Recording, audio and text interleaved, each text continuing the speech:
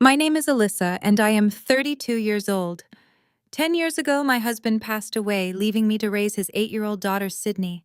I spent my 20s sacrificing my youth to build a luxury real estate empire, ensuring she had a life of absolute privilege. Today was her 18th birthday. I rented out the entire grand ballroom of a prestigious country club to celebrate. I stood near the ice sculpture holding a velvet box containing the keys to a brand new Mercedes. It was supposed to be the perfect evening. I had no idea that within hours, the girl I raised would publicly disown me and trigger a coordinated attack to destroy everything I owned. Before I continue this story, let me know where you are watching from in the comments below. Hit like and subscribe if you have ever sacrificed everything for someone only to be stabbed in the back. The ballroom was packed with Chicago elite, from local politicians to investors I worked with daily. Waiters circulated with champagne while a string quartet played. Sydney wore a custom designer gown that cost more than my first car. She was glowing, surrounded by her wealthy private school friends. I felt a surge of maternal pride. I had kept my promise to my late husband. I had given his daughter the world. I walked up to the stage and tapped the microphone. The room quieted down. I gave a heartfelt speech about watching her grow into an independent young woman. Then I opened the velvet box and pulled out the gleaming silver key fob. The crowd gasped as the valet pulled the pristine black SUV up to the floor-to-ceiling windows facing the courtyard. Sydney screamed in delight and ran up to the stage. But before she could take the keys from my hand, the heavy oak doors at the back of the ballroom swung open with a loud thud. Everyone turned. Standing there in a cheap, flashy dress was Veronica. She was the biological mother. I had not seen her in exactly a decade. Veronica lost custody due to severe addiction and a federal wire fraud conviction. She abandoned Sydney when she was just a little girl. Now, precisely on the day her daughter turned 18, the reformed mother had magically returned. Sydney froze. Then she ignored the car keys in my hand and ran straight down the aisle toward the doors. She threw her arms around Veronica, sobbing hysterically. Veronica stroked her hair, looking up at me with a venomous smirk. The entire ballroom began to murmur. Investors and colleagues exchanged uncomfortable glances. Sydney grabbed a microphone from a nearby audio stand and turned to face me. The venom in her eyes was something I had never seen before. She pulled Veronica closer and pointed directly at me. "I wish you had never been my mother," Sydney said loudly, echoing through the massive speakers, silencing the entire room. "You never cared about me. You just used your money to buy my love and control my life, to make yourself look like some perfect savior. My real mother is here now. I do not need you or your blood money ever again." The silence that followed was suffocating. Hundreds of pairs of eyes shifted to me, waiting for my reaction. I felt a physical pain in my chest. A decade of packed lunches, late-night hospital visits, tuition payments, and fierce protection completely erased in 30 seconds by the woman who had abandoned her. The humiliation was designed to break me, to make me cry and beg in front of my peers. I did not shed a single tear. In my line of work navigating real estate deals, you learn never to bleed in shark-infested waters. I slowly lowered the microphone on the podium. I walked down the center aisle, my heels clicking sharply against the marble floor. I stopped 2 feet away from Sydney and her biological mother. I looked at the girl I had raised, seeing past the designer dress, straight to the profound entitlement underneath.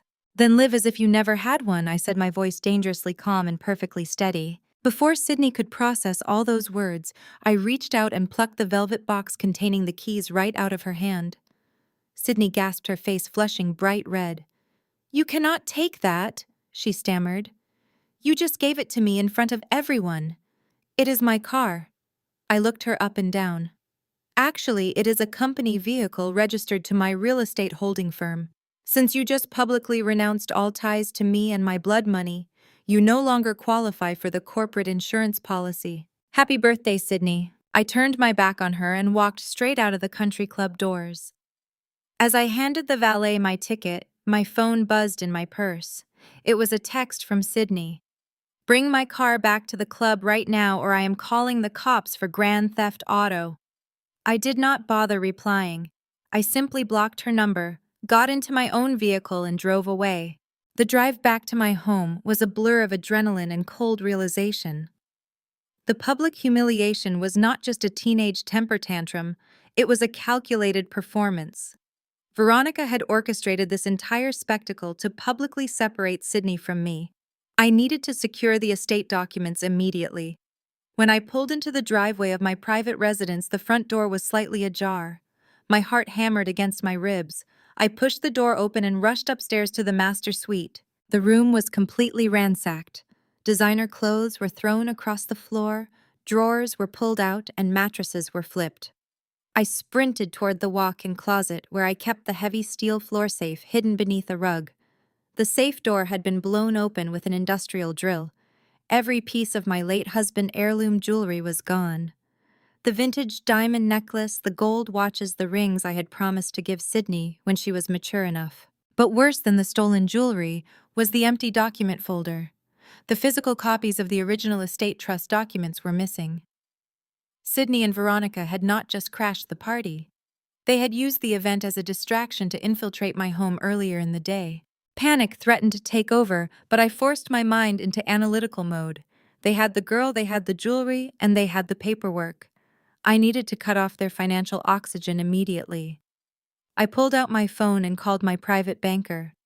I need to freeze all supplementary credit cards issued to Sydney under my account right now, I instructed the moment he answered. There was a long, uncomfortable pause on the other end of the line. Alyssa, the banker, said, his voice tense. I was just about to call you. I cannot freeze those specific cards because I no longer have access to your portfolio. A court-mandated freeze was placed on your primary business accounts 20 minutes ago. My blood ran cold. What are you talking about? I asked. Who authorized a freeze on my company accounts? The order came from a judge, he explained nervously. It was filed by an attorney representing your brother-in-law, Greg. Greg. The name hit me like a physical blow. My late husband brother had spent the last 10 years drowning in bad debt and bitter resentment. He always believed the life insurance money and the resulting real estate empire I built should have gone directly to him instead of being locked in a trust for Sydney. He hated me for turning a modest payout into a multi-million-dollar business while he failed at every venture he touched.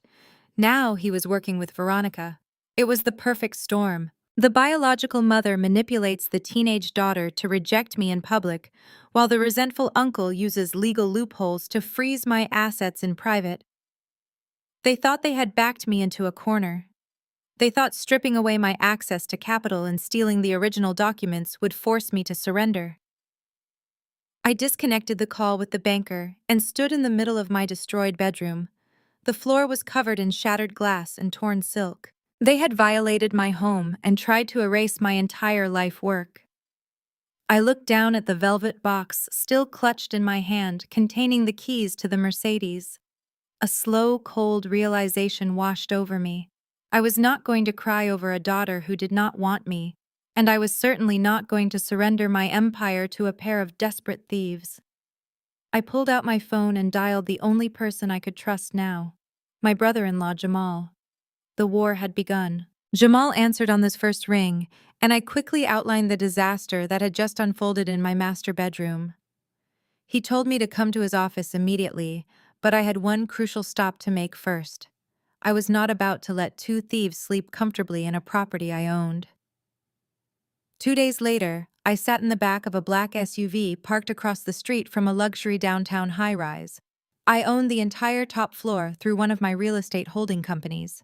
It was the penthouse I had furnished exclusively for Sydney to use during her upcoming college years. According to the building security cameras I was monitoring on my tablet, Sydney and Veronica were currently inside, popping expensive champagne and celebrating their successful heist. They thought they had crippled my operations. They forgot who held the deed to the roof over their heads. A massive moving truck pulled up to the curb, followed closely by 2 marked county sheriff vehicles and my personal private security team. I stepped out of the SUV and walked into the grand lobby, handing the lead sheriff the required paperwork. The legal framework was ironclad. Sydney was not a tenant with standard rights. She was a guest under a corporate housing agreement. By burglarizing my private residence and stealing physical company trust documents, she had triggered a breach of contract clause specifically labeled as a tenant violation of property confidentiality. The penalty was immediate removal. I stood by the elevator banks while the sheriff and my security team rode up to the penthouse. The audio feed from the security radios painted a vivid picture of the chaos upstairs. Veronica started screaming the moment the authorities breached the door demanding to see a warrant. The sheriff calmly explained this was an emergency civil eviction, and they had exactly 10 minutes to gather whatever they could carry. Sydney shrieked that she was a legal adult and the sole heir to an empire. She demanded they leave her alone so she could finish packing her luxury bags. The sheriff simply handed her a box of heavy-duty black trash bags and told her the clock was ticking. 10 minutes later, the elevator doors slid open in the lobby. Sydney and Veronica were physically escorted out by uniformed officers. Their designer outfits looked ridiculous against the backdrop of cheap plastic garbage bags slung over their shoulders. Sydney spotted me standing near the concierge desk and lunged forward, but a security guard smoothly stepped into her path. "You are a monster," she yelled, her face streaked with ruined makeup. "We are going to take everything from you." I did not blink. I looked at the trash bags at her feet. "Make sure you recycle those," I said calmly, before signaling the security team to escort them permanently off the premises. I watched them stumble out onto the busy downtown sidewalk homeless and carrying their stolen pride in plastic sacks. My satisfaction was brief. Just as I turned to leave the building, a man in a rumpled suit intercepted me near the revolving doors. "Alyssa?" he asked. "Yes," I replied. He shoved a thick stack of manila folders against my chest. "You have been served." I carried the heavy documents to my car and began reading through the legal jargon. My heart hammered a harsh rhythm against my ribs. Veronica had not just taken Sydney to the curb. She had dragged her straight to Greg's house to unleash their real weapon. The lawsuit Greg had orchestrated was massive and devastatingly vicious. He was officially alleging that I had forged my late husband Will 10 years ago. The suit claimed I had manipulated a grieving family to steal Sydney's rightful inheritance and funneled those millions into my own real estate developments. Greg was demanding that the court strip me of all my business assets, liquidate my holding companies, and transfer every last dime to Sydney, now that she was officially 18. It was a complete fabrication, but the threat was existential. The lawsuit was the mechanism they had used to secure the temporary freeze on my primary accounts. They wanted to starve my business to death before I could even mount a defense in court. I threw the car into gear and drove straight to the financial district. Jamal was waiting for me in his corner office at the forensic accounting firm. Jamal is a brilliant Black African-American financial investigator whose methodical mind and fierce loyalty to our family made him my greatest ally. He had spent the last 48 hours tearing apart the legal trap Greg had set. "Sit down," Jamal said, his face uncharacteristically grim. He turned his dual monitors toward me, highlighting sections of the court order. "I dug into the filing Greg used to freeze your accounts. He did not do this alone. He is using a disgraced former lawyer who got disbarred for ethical violations, but still knows how to manipulate the system. They found a highly obscure technical loophole in the original estate paperwork from 10 years ago. It was a minor clerical error regarding the specific classification of the initial life insurance payout." I leaned forward, scanning the highlighted text. "Can they actually win with a clerical error?" "No," Jamal said firmly. "A judge will throw it out once we get a proper hearing. But that is the catch. They do not plan to win at trial. They used the loophole to convince a sympathetic night court judge to grant a temporary asset freeze pending investigation. They know your real estate empire relies on liquid capital to pay contractors and maintain escrow accounts. They want to bankrupt your current development projects within 30 days, so you will be forced to settle out of court." I rubbed my temples, feeling a headache forming. "Greg was always a coward," I said. "He wants me to hand over the keys to my business just to unfreeze my own money. But how did he afford a lawyer, even a disgraced one? Greg has been drowning in debt for a decade. He barely managed to keep his own house out of foreclosure last year." Where did he get the retainer money to launch a coordinated legal strike? Jamal's expression darkened. That is exactly what I wanted to know. When I saw the retainer fee filed in the public court documents, I started tracking the money backward. I pulled the routing numbers and cross-referenced them with the family financial structures we set up years ago. What I found is going to make you sick. Jamal tapped a few keys, and a complex web of bank transactions appeared on the screen. Red lines connected offshore routing numbers to a series of domestic shell accounts. You remember that secondary unprotected college fund your husband set up for Sydney before he died? Jamal asked. The one he insisted on keeping separate from the main trust just in case she needed emergency tuition money. Of course I remembered. It was a modest account containing about $200,000. I had never touched it, preferring to pay for Sydney expensive private schooling out of my own pocket to let the college fund grow. I assumed it was still sitting in the bank generating interest for her university tuition. It is completely gone, Jamal said quietly. Every single penny. I stared at him, unable to process the words. Gone. How? Jamal traced the red lines on his screen. Greg and Veronica did not just magically reunite last week for Sydney's birthday. They have been working together in secret for at least 4 years. When Veronica resurfaced, she somehow convinced Greg to help her access that specific college fund. Because Greg was listed as a secondary emergency signatory on that old account, he managed to bypass the security protocols. For 4 years, they have been slowly, quietly siphoning money out of Sydney College Fund. The realization hit me with the force of a freight train. The woman who just publicly proclaimed her undying love for her biological daughter had been systematically robbing her blind. And the uncle who claimed to be protecting Sydney inheritance was the one holding the door open. They drained the fund to pay for Veronica living expenses and to cover Greg bad debts. But here is the real escalation, Jamal said, his voice tight with anger. They know you would eventually hand over control of those accounts to Sydney now that she is 18. The missing $200,000 was about to be discovered. They did not just launch this lawsuit to steal your real estate empire. They launched it to frame you for the missing money. I read the latest addendum Greg had filed just an hour ago.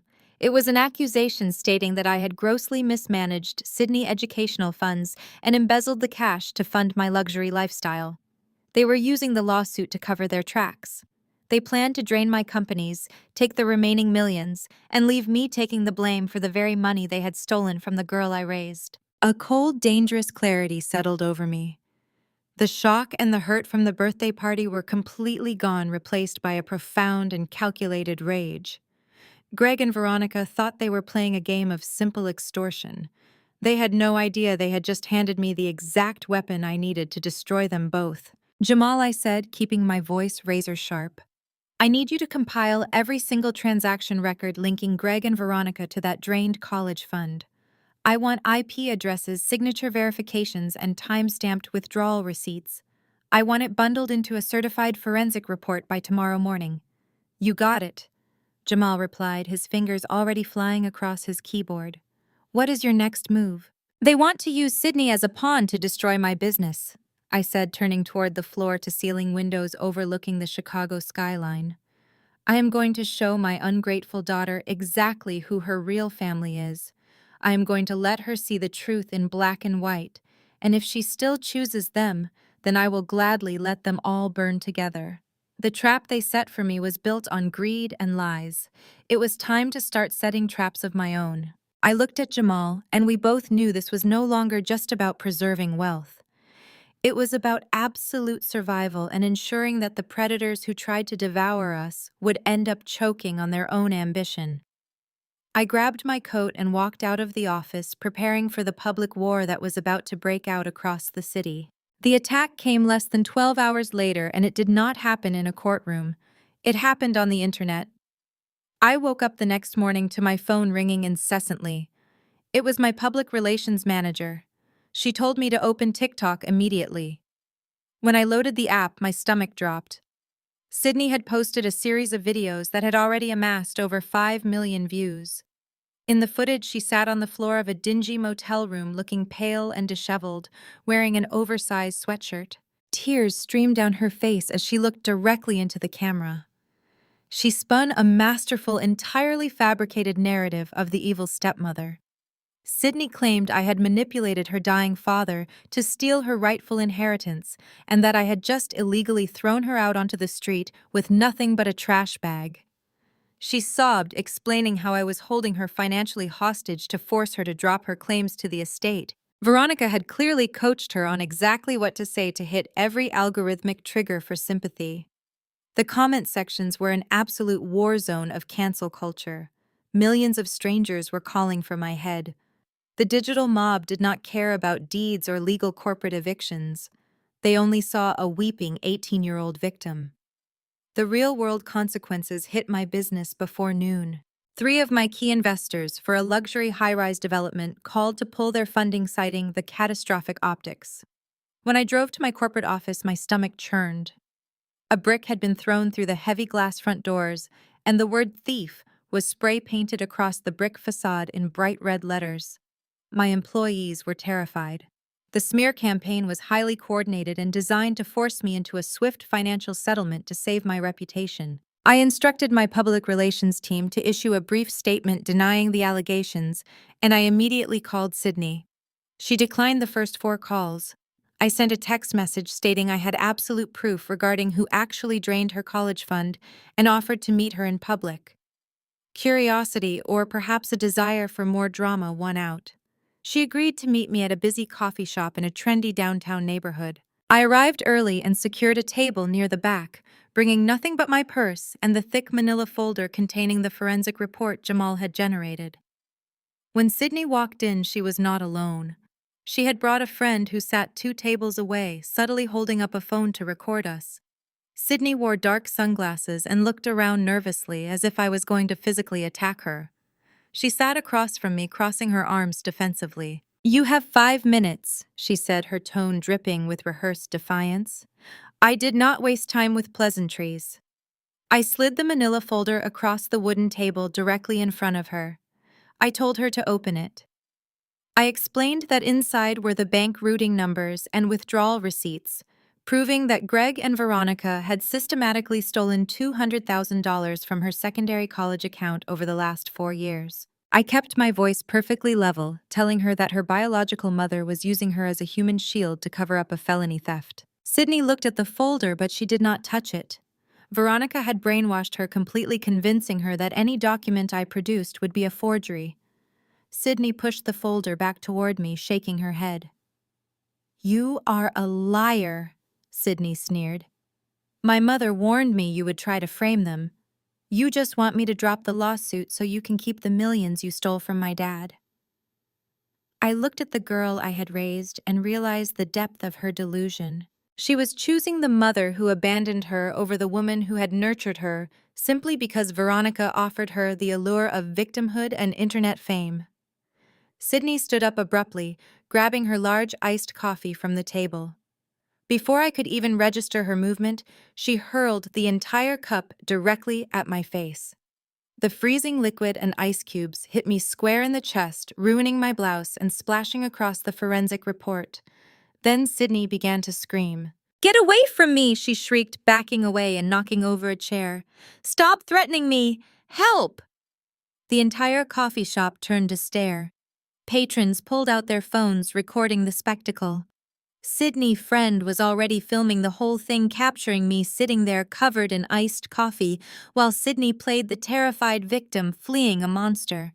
I sat perfectly still, wiping coffee from my eyes and refusing to give the cameras the angry reaction they desperately wanted. Sydney ran out of the shop in tears, perfectly executing the orchestrated scene. By the end of the day, that cafe footage was everywhere.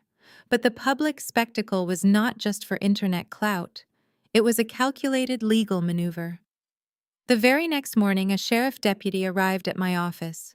Sydney had used the cafe incident and the viral videos to file for a temporary restraining order against me. The judge granted it, barring me from coming within 500 feet of Sydney or attempting to contact her.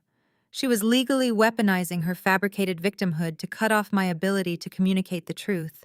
The restraining order was just the beginning of their next phase. Veronica immediately capitalized on the viral fame and the legal victory. She launched a crowdfunding campaign titled Help Sydney Get Justice. The page featured photos of Sydney looking distressed, alongside paragraphs detailing her supposedly stolen inheritance and her fight against a wealthy, abusive stepmother. The campaign exploded. Sympathetic strangers, influencers, and outrage-fueled internet mobs poured money into the account. Within 48 hours, the campaign raised over $300,000. Veronica and Greg were using my ruined reputation to funnel a small fortune directly into their own pockets. It was a masterclass in modern digital extortion. While my public relations team scrambled to mitigate the disaster, Jamal was executing a digital counteroffensive from his forensic lab. He knew the sudden aggressive push for cash did not align with a long-term legal strategy. People playing the long game do not need hundreds of thousands of dollars in a matter of days. Jamal used his specialized software to dig deeper into Veronica's digital footprint. He bypassed basic firewalls and managed to crack into an encrypted email server tied to a dark web financial network Veronica had accessed. What Jamal found completely changed the landscape of our war. He called me on a secure line and told me to get to his office. When I arrived, he displayed a series of intercepted communications. Veronica was not just a reformed addict trying to scam a few bucks. She was in massive, catastrophic trouble. The encrypted messages revealed that Veronica owed exactly $500,000 to a highly dangerous Miami-based loan shark syndicate. The syndicate had been tracking her for months. The messages from the loan sharks were explicit and terrifying, outlining exactly what they would do to her if she did not produce the $500,000 by the end of the week. The entire puzzle snapped into place. Veronica did not return for Sydney's 18th birthday out of maternal love. She returned because she was being hunted by ruthless criminals and she needed a massive infusion of cash immediately to save her own life. The stolen college fund money had long been squandered.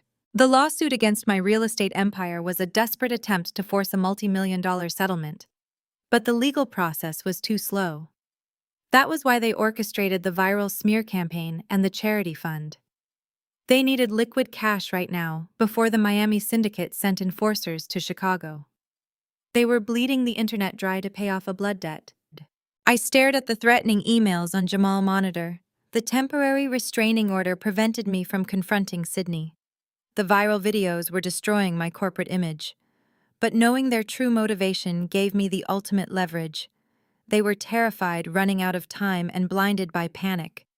Desperate people make catastrophic mistakes when you dangle exactly what they need right in front of them. The crowdfunding was pulling in cash, but it would not hit the $500,000 mark before the Miami syndicate deadline.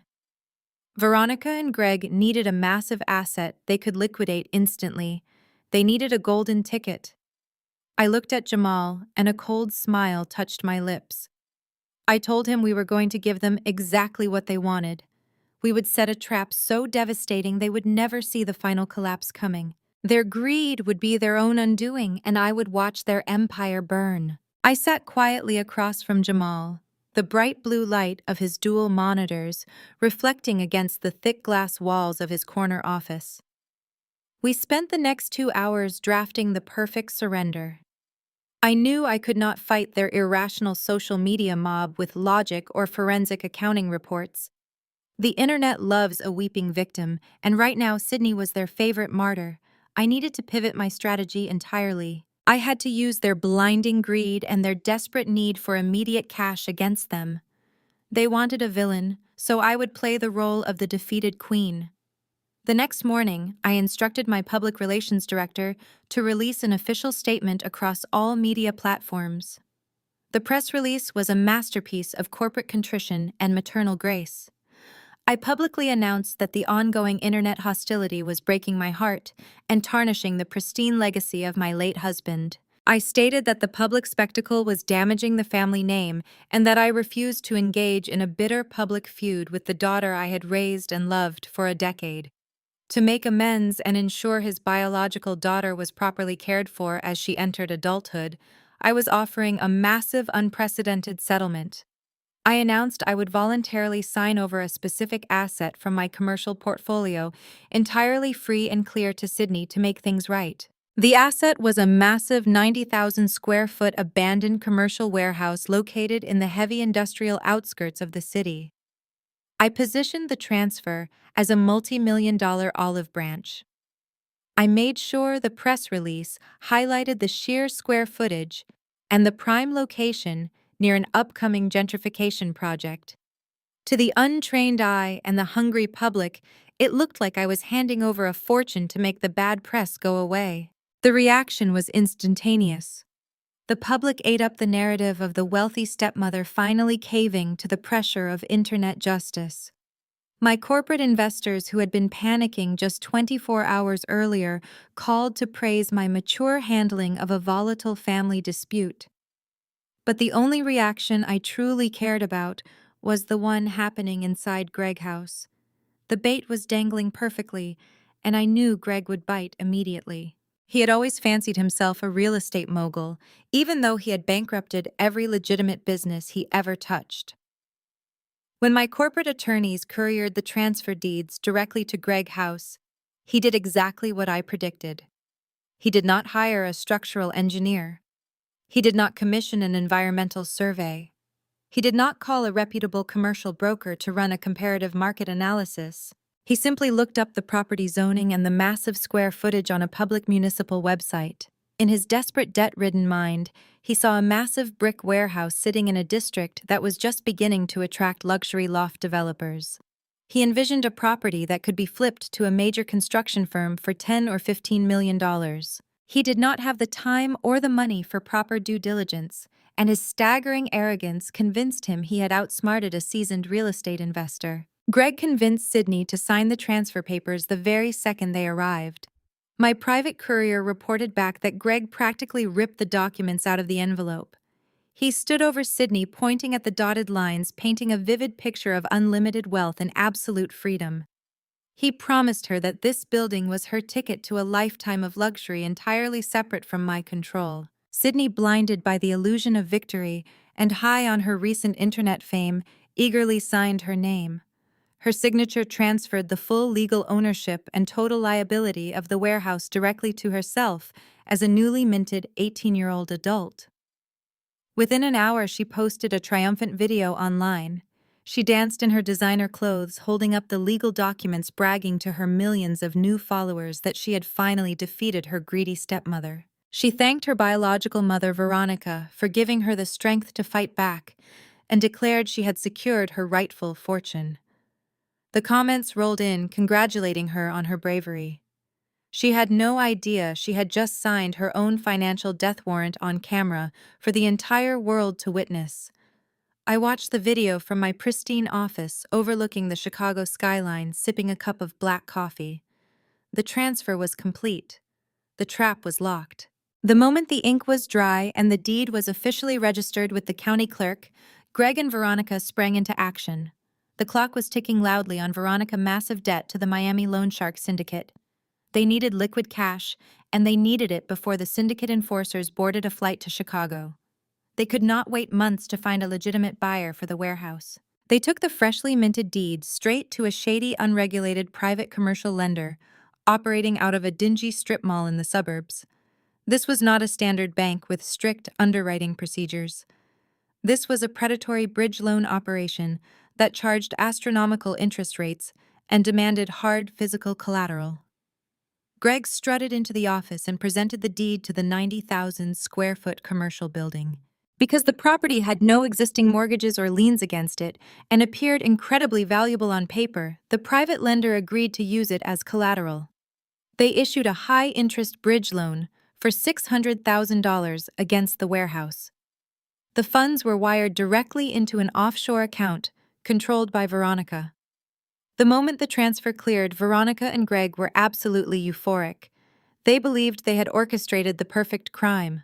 They had weaponized a teenager, successfully extorted a real estate magnate, and secured more than enough cash to pay off the Miami syndicate with money to spare. They immediately wired $500,000 down to Florida, effectively buying Veronica her life back from the cartel. They kept the remaining $100,000 to celebrate their supposed genius and fund their renewed luxury lifestyle. They spent the evening drinking top-shelf liquor in Greg's living room, toasting to my downfall, completely oblivious to the ticking time bomb I had just handed them. They thought they had backed me into a corner and walked away rich. They failed to realize that I never surrender an asset unless it serves a distinct tactical purpose. The trap sprang the very next morning. The warehouse was not a multi-million-dollar development opportunity. I had purchased that property at a county tax auction 7 years ago for absolute pennies. I had deliberately left it sitting empty and untouched ever since.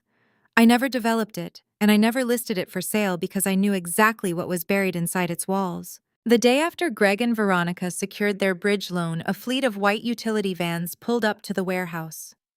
Officers from the Environmental Protection Agency and city inspectors descended on the property in full protective hazmat suits. I had placed an anonymous detailed call to the Municipal Environmental Hazard Hotline the previous evening, reporting severe structural decay and illegal chemical dumping at that exact address. The inspectors breached the heavy rusted steel doors and found a catastrophic nightmare waiting for them in the dark. The massive 90,000 square foot facility was officially categorized as a toxic asset. The building was loaded from floor to ceiling with illegal crumbling asbestos insulation that required immediate and highly specialized extraction. Furthermore, the underground storage tanks from the previous century had ruptured long ago, causing severe chemical leaks that were actively seeping into the municipal groundwater system. The city immediately slapped a bright red condemnation notice on the front doors. The warehouse was deemed an extreme public health hazard and a direct threat to the surrounding commercial district. The local news stations picked up the story, broadcasting footage of the hazmat teams swarming the massive brick structure. But the real devastation was not the physical state of the building or the sudden media attention. It was the crushing legal liability attached to the deed. In real estate, whoever holds the title holds the responsibility. By aggressively pushing Sydney to sign those transfer papers, Greg and Veronica had legally shielded me from any environmental fallout.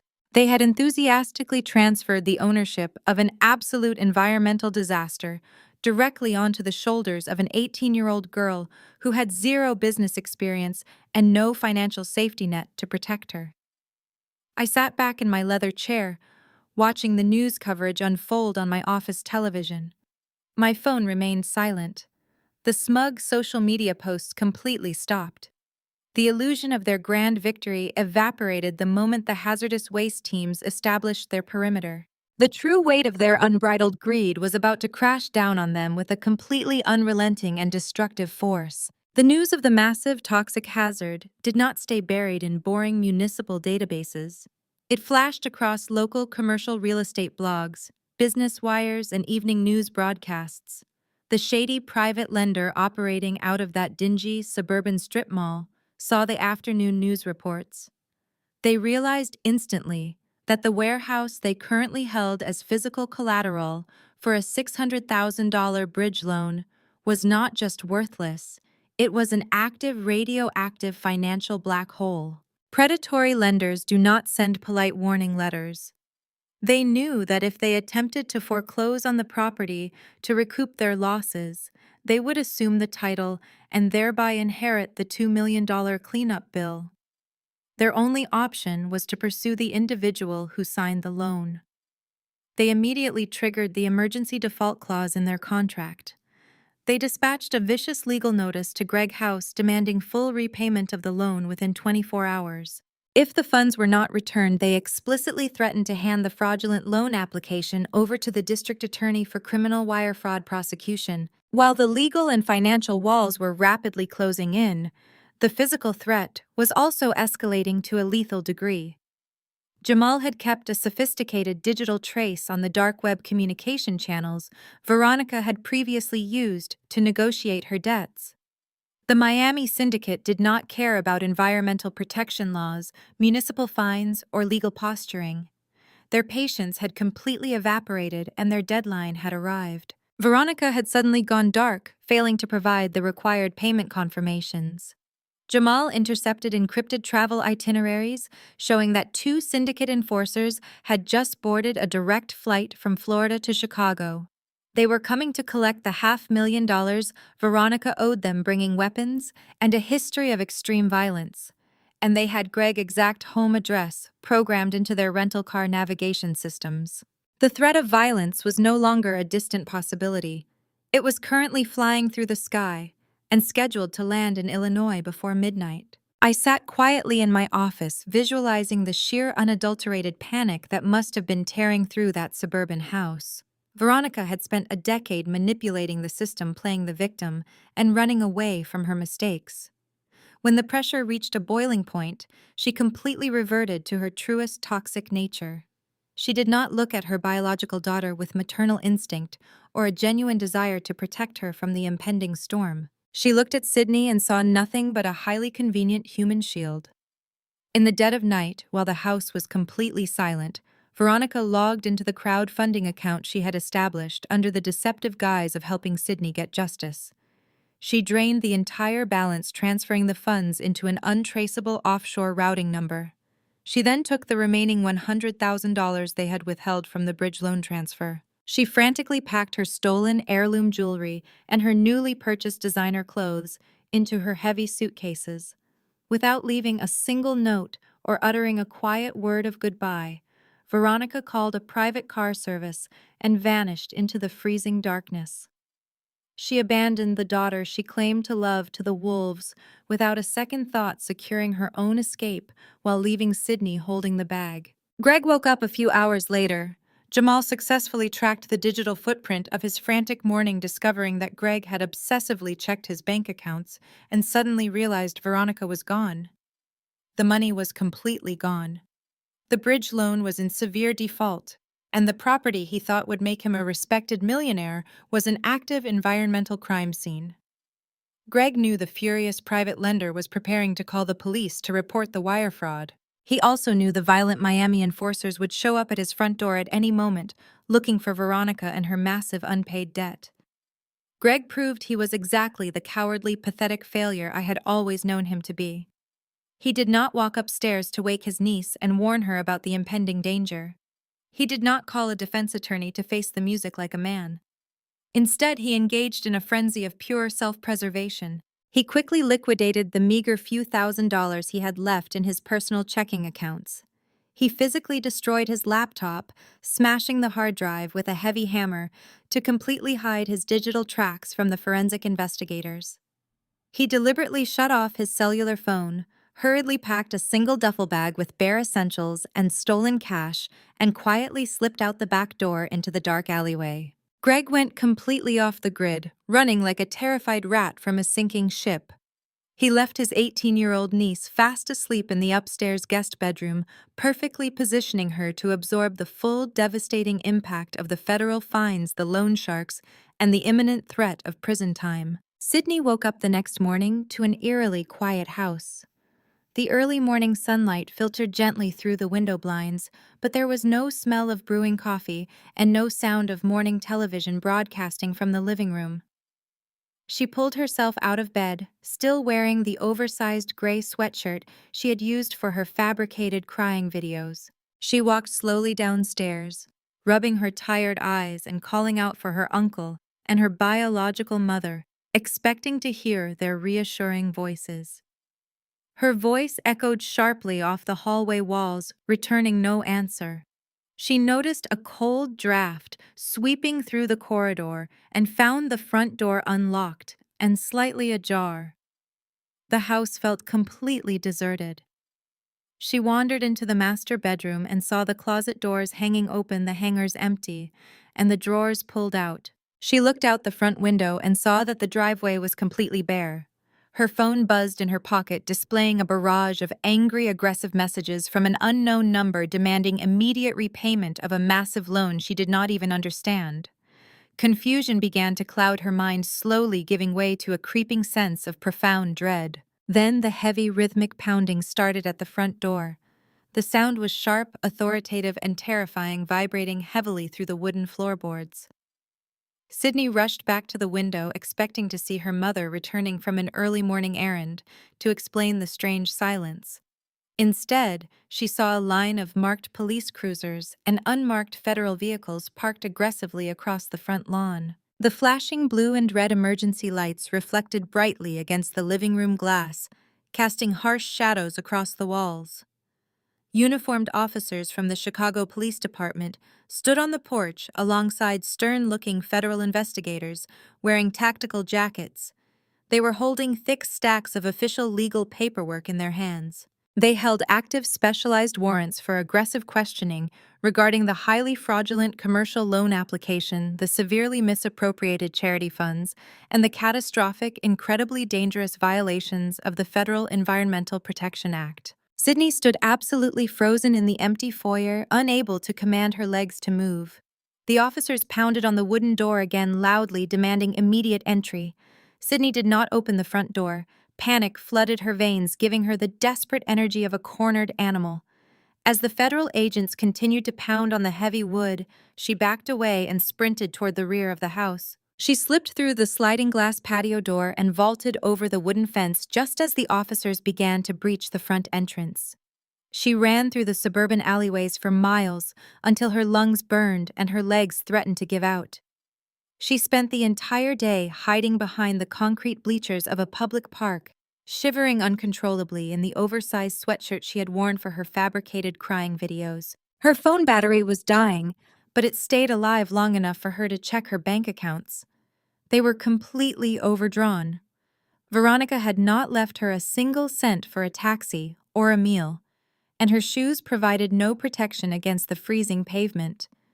Sydney was absolutely penniless, terrified, and staring down the barrel of a multi-million-dollar federal catastrophe. As the sun began to set, casting long, cold shadows across the cracked pavement, Sydney finally understood the terrifying magnitude of her colossal mistake. She had traded a lifetime of unconditional security for a fleeting illusion of internet fame and a biological mother who viewed her as nothing more than disposable bait. She had nowhere to go and no one to call. The next morning, I was sitting behind my mahogany desk, meticulously reviewing the latest environmental damage reports with Jamal. The intercom on my desk buzzed sharply. My receptionist sounded incredibly tense, informing me that Sydney was currently standing in the lobby. She noted that Sydney was in direct violation of her own active restraining order and asked if she should call building security. I told her to send Sydney back to my office. Jamal closed his laptop and stood silently in the corner of the room, his presence a formidable wall of support. The heavy glass door swung open and Sydney stumbled inside. The arrogant, defiant girl from the coffee shop was completely gone. She looked hollow and utterly defeated, her clothes stained with dirt from sleeping outside. The moment the door clicked shut behind her, Sydney collapsed onto the floor. She fell to her knees right in front of my desk, burying her face in her hands and sobbing violently. She begged me to save her from the nightmare she had created. She cried that she was so sorry that Veronica and Greg had manipulated her, that they lied to her about everything. She pleaded for me to fix the massive environmental fines and protect her from the federal investigators. She fully expected me to rush around the desk, pull her into a warm, protective embrace, and tell her everything would be perfectly fine, just like I had done every single time she scraped her knee as a child. I did not move a single muscle. I remained seated in my high-backed leather chair, looking down at her with a cold, detached expression. I let her cry until her sobs turned into jagged, breathless hiccups. "You wanted to live as if you never had a mother?" I said, my voice dropping the temperature in the room. "This is exactly what that looks like. Welcome to the real world, Sydney. There are no safety nets here." I told her to stand up and sit in the guest chair. She scrambled to her feet, wiping her ruined face and dropping into the seat. I leaned forward slowly, resting my arms on the polished wood of my desk, delivering the absolute harshest reality check she would ever receive in her entire life. I explicitly explained that she was a legal adult who willingly signed binding commercial real estate transfer deeds and actively filed false police reports. I told her that her biological mother and her uncle had successfully dumped a toxic asbestos bomb on her head and left her to take the fall for massive wire fraud. I agreed to deploy my corporate legal team to keep her out of federal prison, but I made it absolutely clear that my protection came with an ironclad set of non-negotiable terms. Sydney nodded frantically, agreeing to whatever I demanded before I even stated the conditions. First, I said you are going to pull out your cellular phone right now and start a live broadcast on every single social media platform you recently used to defame me. You are going to publicly retract every single lie you told.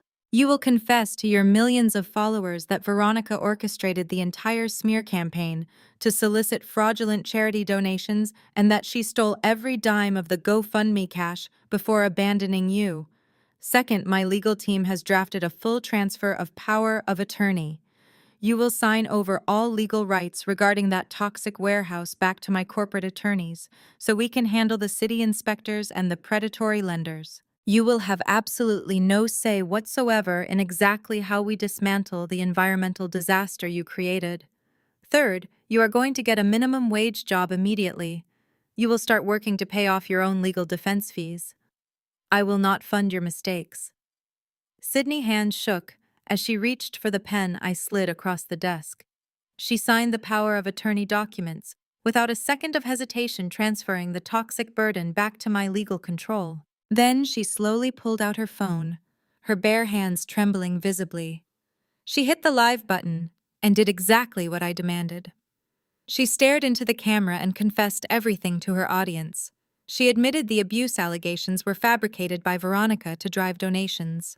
She cried highly authentic tears of shame as she explained exactly how her biological mother had stolen the charity funds and left her to face severe federal prosecution alone. The live viewer count skyrocketed, but this time the internet mob turned their fury directly toward Veronica and the fraudulent GoFundMe campaign.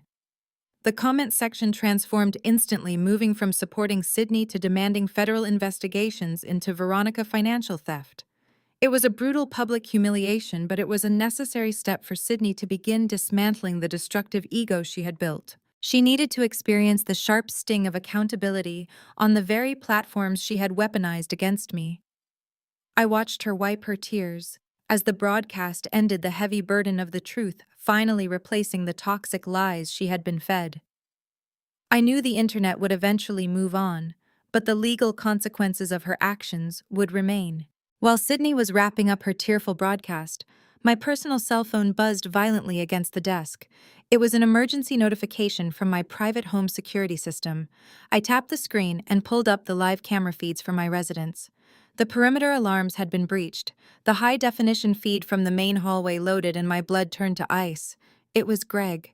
He had not successfully fled the city after all. He was desperate, completely broke, and actively being hunted by the highly ruthless Miami loan sharks. With no money to escape, and the syndicate breathing down his neck, Greg had broken into my house looking for the only valuable assets left. He was searching for the heirloom jewelry Veronica had left behind in her frantic midnight escape. But he was not just sneaking around searching for easy valuables. The camera clearly showed Greg holding a heavy black firearm in his right hand. He was pacing erratically through my living room, kicking over expensive furniture, and continuously checking the perimeter windows for any signs of approaching law enforcement.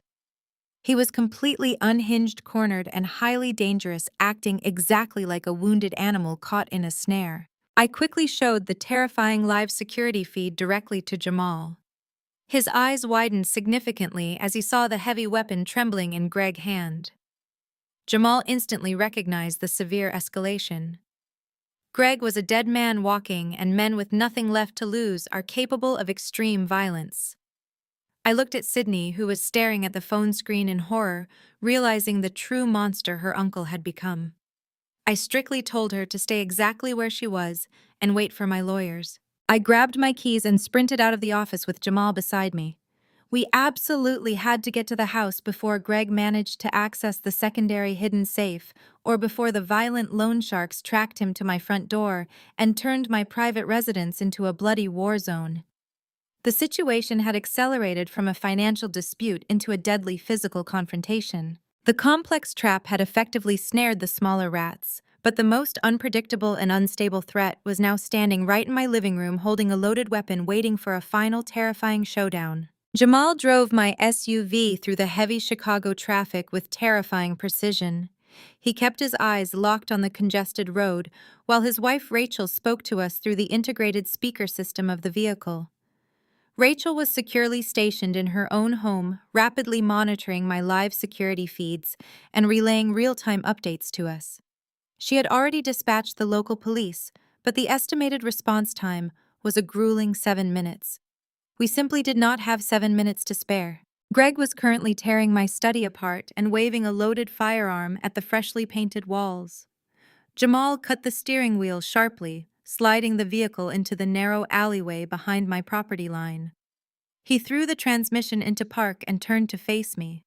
His professional background in forensic accounting required him to work alongside federal agents during high-risk corporate raids, and he possessed a level of tactical calm that perfectly matched my own business ruthlessness. He outlined the strategy in rapid, precise sentences.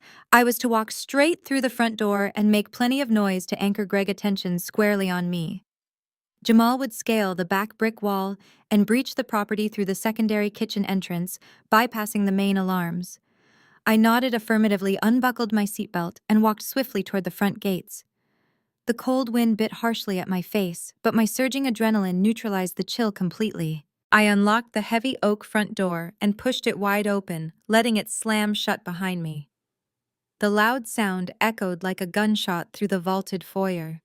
I walked deliberately into the formal living room. The beautiful space was completely decimated. Custom furniture was violently overturned, and priceless vases were shattered across the pristine hardwood floor. Standing in the center of the total destruction was Greg. His clothes were soaked in nervous sweat, and his eyes darted wildly around the room. The moment he saw me step into the light, he raised the heavy black pistol and pointed it directly at my chest. "Do not move another inch, Alyssa," he screamed, his voice cracking with sheer, unadulterated panic.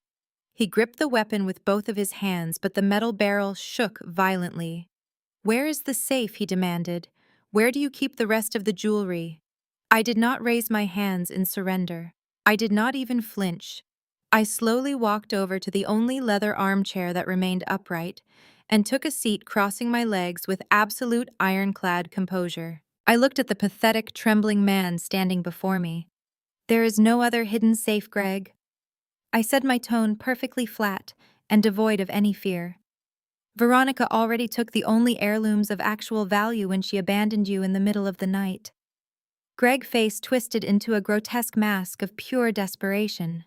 He took 2 heavy steps closer, closing the physical distance between us.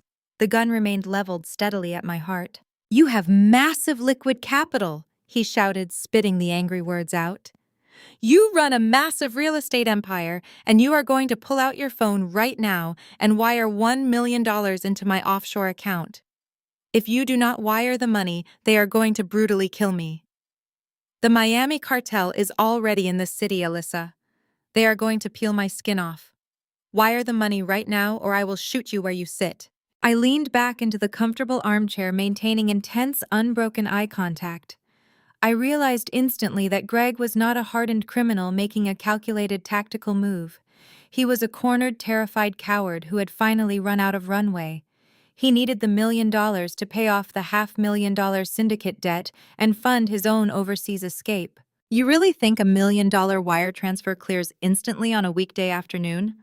I asked, openly mocking his profound financial ignorance. "You spent your entire miserable life trying to play the impressive role of a successful businessman, but you do not even understand basic corporate banking protocols. Even if I authorized the digital transfer, the fraud department would hold the funds for 48 hours. You do not have 48 hours, Greg. The cartel is probably pulling into our quiet subdivision right now." Greg let out a frustrated, agonizing yell. He waved the gun toward the ceiling, pacing back and forth across the shattered porcelain on the floor. He was unraveling completely.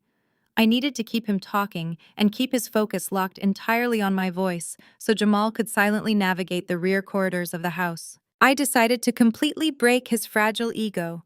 This is exactly why my late husband never let you near the family business, I said, my voice slicing through his rising panic like a surgical scalpel. You have always been a monumental failure, Greg. You burned through every single investment opportunity you were ever handed. You genuinely thought you could outsmart me by using a naive teenage girl to steal my company, but you failed spectacularly. You thought you were scoring a multi-million-dollar warehouse, but you actually accepted the toxic deed to an active asbestos bomb. You failed, and then you trusted a convicted fraudster to handle the stolen money. Veronica played you for an absolute fool and left you holding the heavy bag. You are not a criminal mastermind, Greg. You are just a pathetic, broke, middle-aged man pointing a gun at an unarmed woman because you are too cowardly to face the brutal consequences of your own catastrophic stupidity. Greg suddenly stopped pacing. His face turned a deep, mottled red. "Shut your mouth," he roared, taking another aggressive step toward me. "You stole my brother money. You stole the privileged life I was supposed to have. I just wanted my fair share of the wealth." I did not break eye contact for a single second. "You never wanted to actually work for a share," I corrected him softly. "You just wanted a free handout. And look exactly where it got you. Standing in a puddle of broken glass begging me to save your miserable life. You are a complete joke." Greg raised the gun, aiming it directly at my head. His finger tightened visibly on the metal trigger.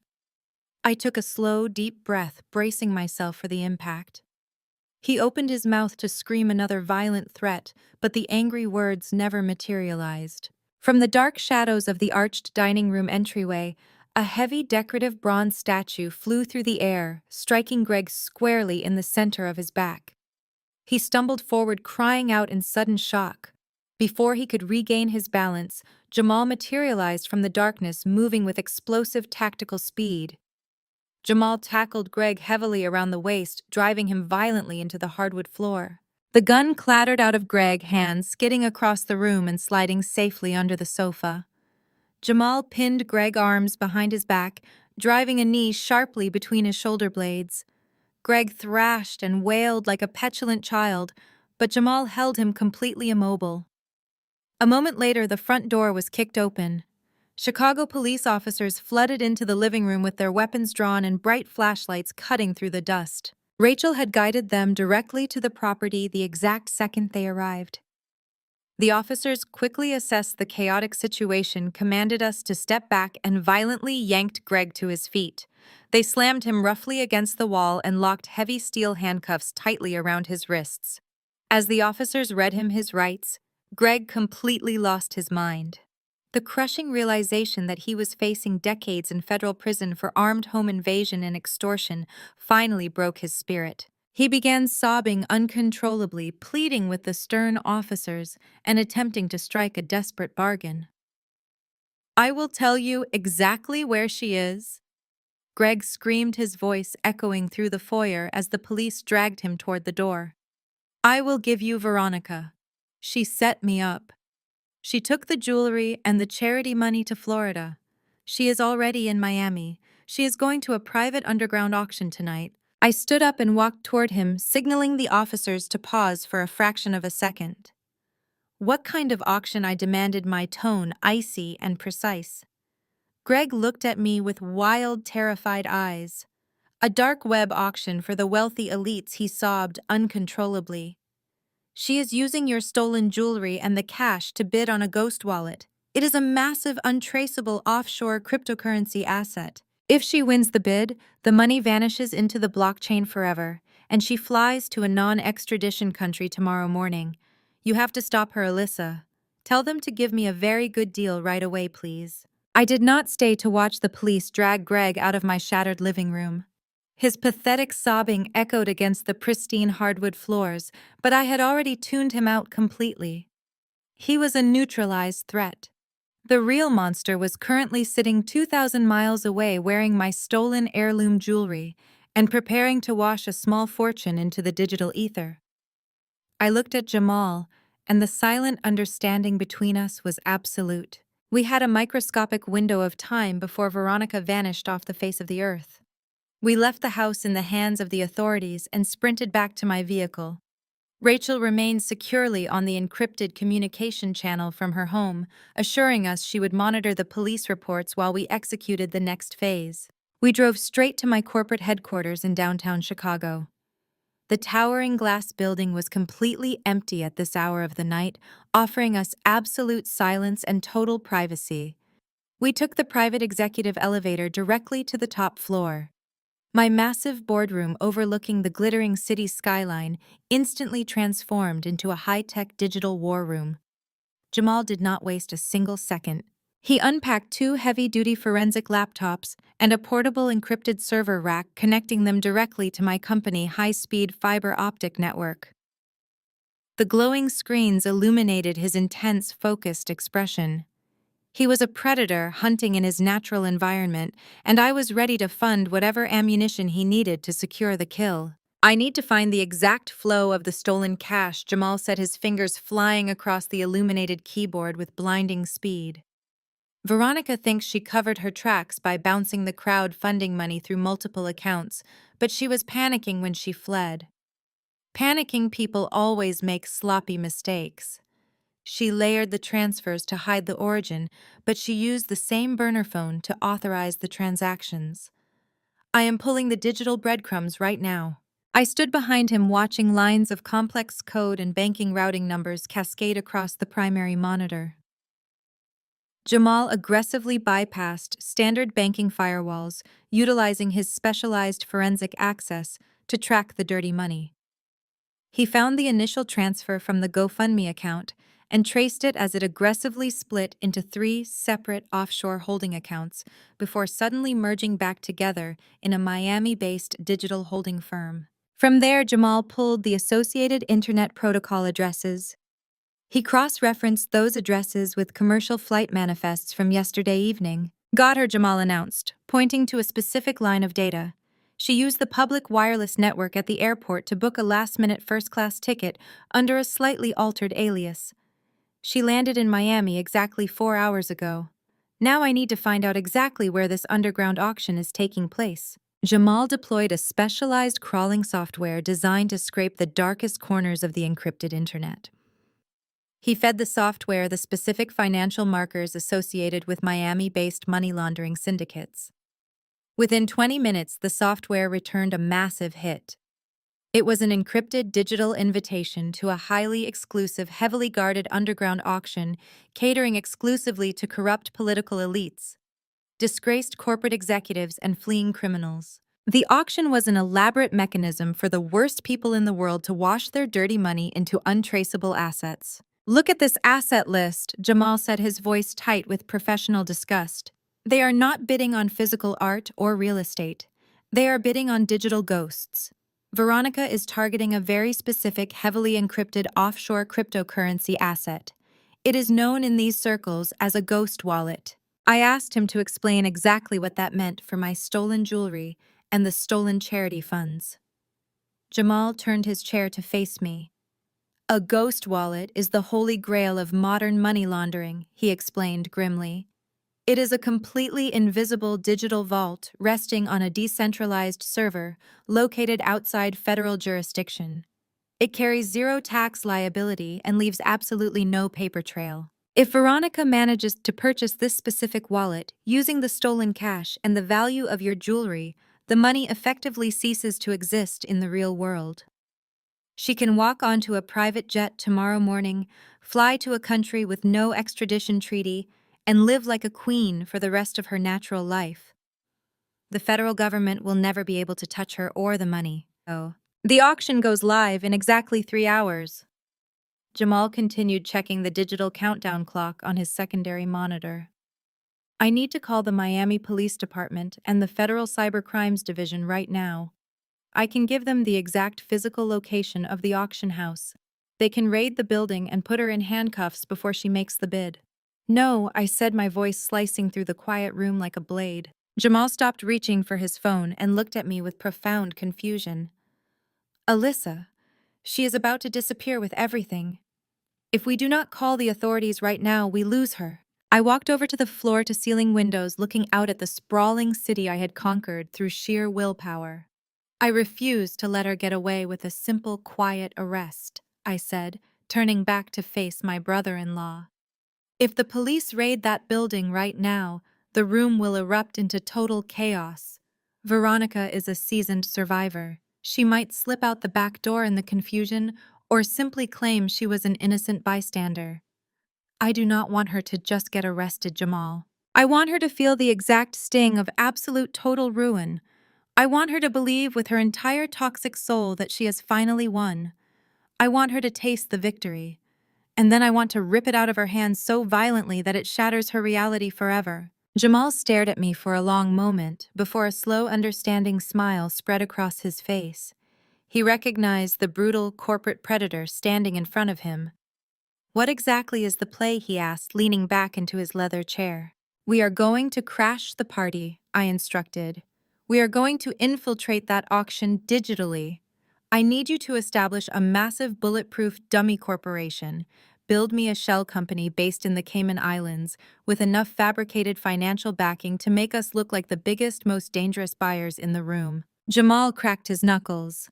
"I can build the shell company and spoof our location to bounce through a server in the Cayman Islands. But there is a massive hurdle, Alyssa. This auction is not open to the public. It is strictly invite only.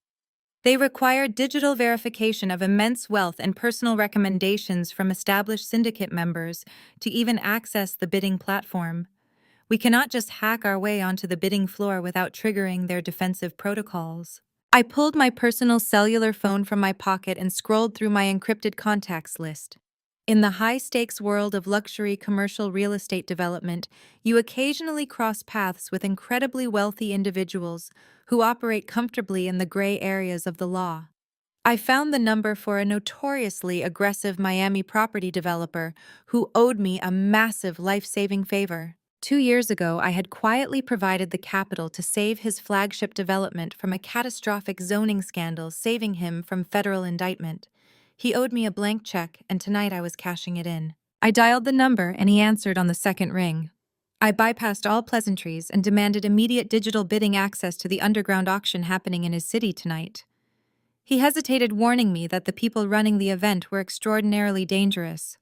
I told him I did not care about the danger. I told him if he did not provide the encryption key and the required personal recommendation within 10 minutes, I would release the financial documents from our previous arrangement to the press. 7 minutes later, my phone buzzed with an encrypted message containing a heavily secured link and a highly complex alphanumeric password.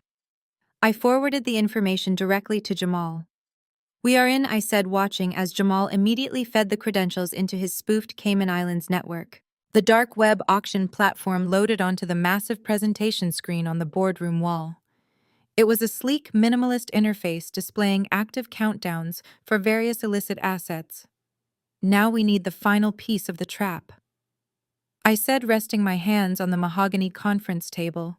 "We cannot just outbid her. We have to be the ones selling what she wants to buy. I need you to build a digital honeypot, Jamal." Jamal's eyes widened as the sheer brilliance of the strategy clicked into place. "You want me to fabricate a fake ghost wallet?" he asked. "Exactly," I replied.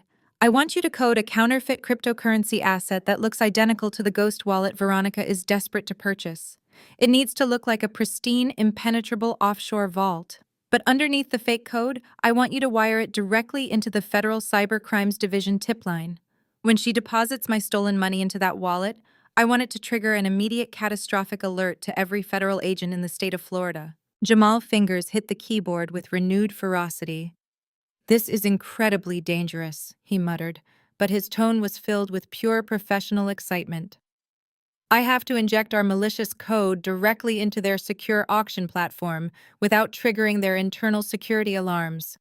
I am packaging the honeypot to look like a high-priority anonymous seller listing. It will take me exactly 45 minutes to compile the underlying federal reporting mechanisms and dress the exterior code to look like a legitimate cryptocurrency block." I paced the length of the boardroom, watching the countdown clock on the auction interface slowly tick away the seconds. The stakes had never been higher. If Jamal code failed, the syndicate would block our access, and Veronica would vanish with the money and the family heirlooms forever. But if we succeeded, we would deliver a blow so devastating it would echo through the criminal underworld. We worked in intense, focused silence. Jamal aggressively layered the counterfeit code, wrapping it in complex algorithms designed to fool the auction administrators. He linked the hidden reporting mechanism directly to the highest priority channels of the Federal Bureau of Investigation, ensuring that the moment the digital threshold was crossed, alarms would sound across multiple government agencies. "I am pushing the honeypot into the auction queue right now," Jamal announced, hitting the final execution command. We watched the large screen, holding our collective breath. A loading bar appeared, hovering at 50% before surging forward. A small green verification checkmark illuminated the dark screen. The auction administrators had accepted the listing. "We are live," Jamal said, leaning back and exhaling a sharp breath. "The fake ghost wallet is officially on the block. The auction begins in exactly 12 minutes. I stepped up to the monitor, looking at the digital battlefield we had just constructed. Veronica thought she was walking into a room filled with fellow criminals ready to secure her permanent escape. She had absolutely no idea she was stepping directly into a high-tech slaughterhouse designed exclusively for her destruction. I crossed my arms and watched the clock tick down, ready to execute the ultimate execution. The countdown clock on the massive boardroom monitor hit 0, and the dark web interface instantly dissolved into a clear, encrypted video feed. The auction house in Miami materialized before us, looking less like a criminal enterprise and more like a private gala for the global elite. Crystal chandeliers cast a warm golden glow over round tables draped in heavy velvet linens. Waitstaff in pristine white tuxedos circulated silently through the crowd, carrying silver trays loaded with premium champagne flutes and delicate appetizers. This was a sanctuary for the worst predators in the financial ecosystem, disguised as a society charity ball. I sat rigidly in my leather chair, flanking Jamal on the left, while my sister Rachel anchored the right side of the desk. Rachel kept her eyes glued to a secondary laptop, actively monitoring encrypted law enforcement radio frequencies to ensure the physical raid units remained perfectly positioned in the holding zones. We watched the live feed in complete silence, studying the crowd of disgraced corporate executives, corrupt political figures, and fleeing cartel members. They were all mingling freely, completely oblivious to the digital crosshairs Jamal had painted directly on their location. My focus remained entirely singular. I was hunting for one specific face in that sea of expensive suits and designer gowns. It did not take long to find her. The definition cameras panning across the luxurious room captured Veronica standing near the center of the main bidding floor. My jaw tightened involuntarily as the camera zoomed in on her location. She was wearing a stunning crimson evening gown that she had purchased using the money stolen from her own daughter's fake charity campaign. But it was not the dress that made my blood run cold. It was the jewelry.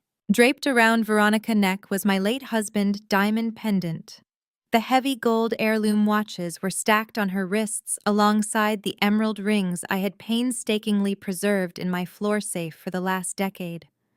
She was parading around the room, sipping premium champagne and laughing loudly with a group of money launderers. She was performing the role of a seasoned billionaire heiress, wearing the manifestation of my history like cheap costume jewelry. She looked smug, displaying arrogance that made my stomach churn. She truly believed she had won the war. She believed she had successfully destroyed my life, bankrupted her own child, and secured a permanent golden ticket to an untraceable offshore paradise. I felt a familiar surge of intense, blinding anger, but I immediately forced the emotion down deep into the pit of my stomach. Anger makes you reckless, and tonight required absolute surgical precision. The auctioneer stepped up to a mahogany podium at the front of the room, and the bidding interface on Jamal monitor flared to life. The physical attendees in Miami were using encrypted tablets provided by the venue to place their bids, while remote buyers like our Cayman Islands shell company operated through the network portal. The first round of assets appeared on the screen, consisting mostly of laundered real estate portfolios and corporate bonds. Veronica did not move a muscle during these initial offerings.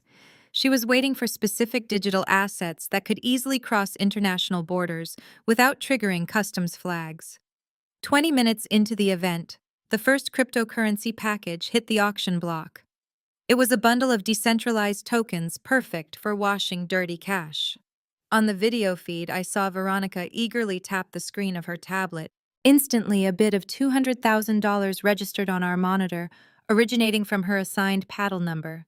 She was attempting to wash the first chunk of the stolen bridge loan money. I tapped Jamal on the shoulder and signaled for him to execute our countermeasure.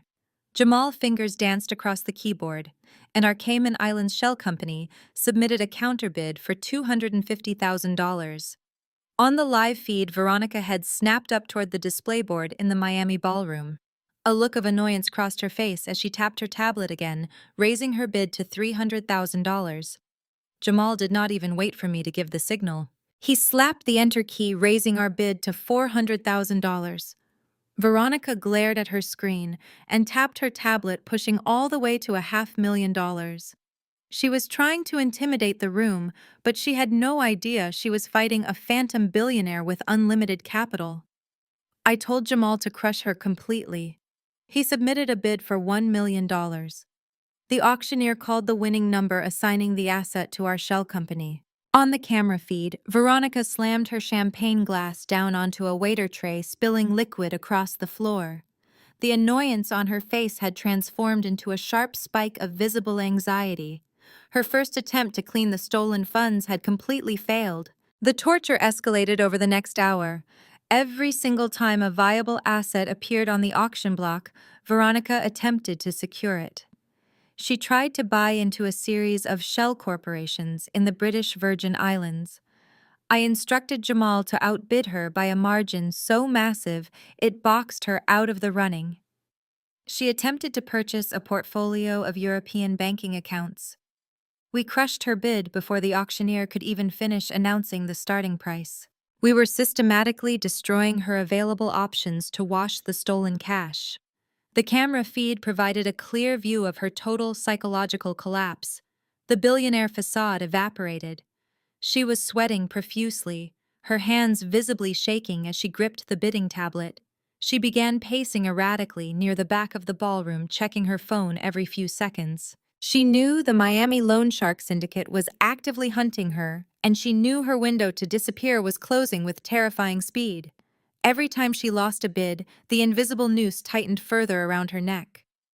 Rachel whispered from the end of the table, noting that Veronica looked like she was on the verge of a massive panic attack.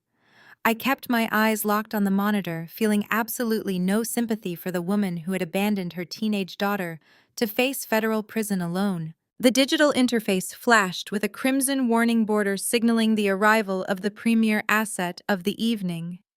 The auctioneer announced the final listing, bringing a silence over the Miami ballroom. It was the ghost wallet. Our digital honeypot projected onto the screens, looking like the ultimate untouchable offshore sanctuary. The custom code Jamal had written made the asset appear incredibly rare, offering absolute anonymity and zero federal oversight. On the live feed, Veronica completely froze. She recognized this as her absolute final opportunity to secure her escape. If she lost this bid, she would have to walk out of that building carrying millions of dollars in stolen cash and easily identifiable stolen jewelry, making her a prime target for the cartel enforcers waiting in the city. She stared at her tablet, taking a deep, ragged breath before frantically tapping the screen. The bidding interface on our end exploded with activity. Veronica did not try to play a strategic game this time. She bypassed the incremental increases and immediately shoved all her chips to the center of the table. She submitted a consolidated bid, utilizing every single stolen asset she possessed. She pledged the remaining hundreds of thousands of dollars from the fraudulent charity campaign. She attached the entirety of the bridge loan cash they had secured using the toxic warehouse deed. She even utilized the underground venue's specialized appraisal service to pledge the multi-million-dollar valuation of my stolen heirloom jewelry currently hanging around her neck. She went completely all in, desperately betting her entire existence on this one single digital vault. The numbers flashing on the screen represented the sum total of all the destruction she had wrought upon my family over the last week. I held up my hand, signaling Jamal to freeze our bidding activity. We needed her to win this specific auction. The heavy silence in the Chicago boardroom was deafening as we watched the countdown timer on the interface slowly tick away the final seconds. Veronica gripped the edge of a cocktail table, her knuckles turning completely white. She was staring unblinking at the display board, praying the phantom buyer would not steal her final lifeline. The auction interface flashed green, confirming her bid had been accepted as the highest offer. The auctioneer banged his wooden gavel, finalizing the sale. Veronica slumped forward as a massive wave of relief crashed over her. She dropped her head, closing her eyes and letting out a shaky breath. A triumphant smile spread across her face. Back home in Chicago, Jamal and I locked eyes, sharing a triumphant look as the digital progress bar tracking her illicit fund transfer hit 100%. The elaborate final trap was now completely sprung. The loading bar on Jamal's monitor reached 100%, and a crisp notification chimed. The digital transfer was absolutely complete. On the encrypted live feed, we watched Veronica let out a long, trembling sigh of pure relief.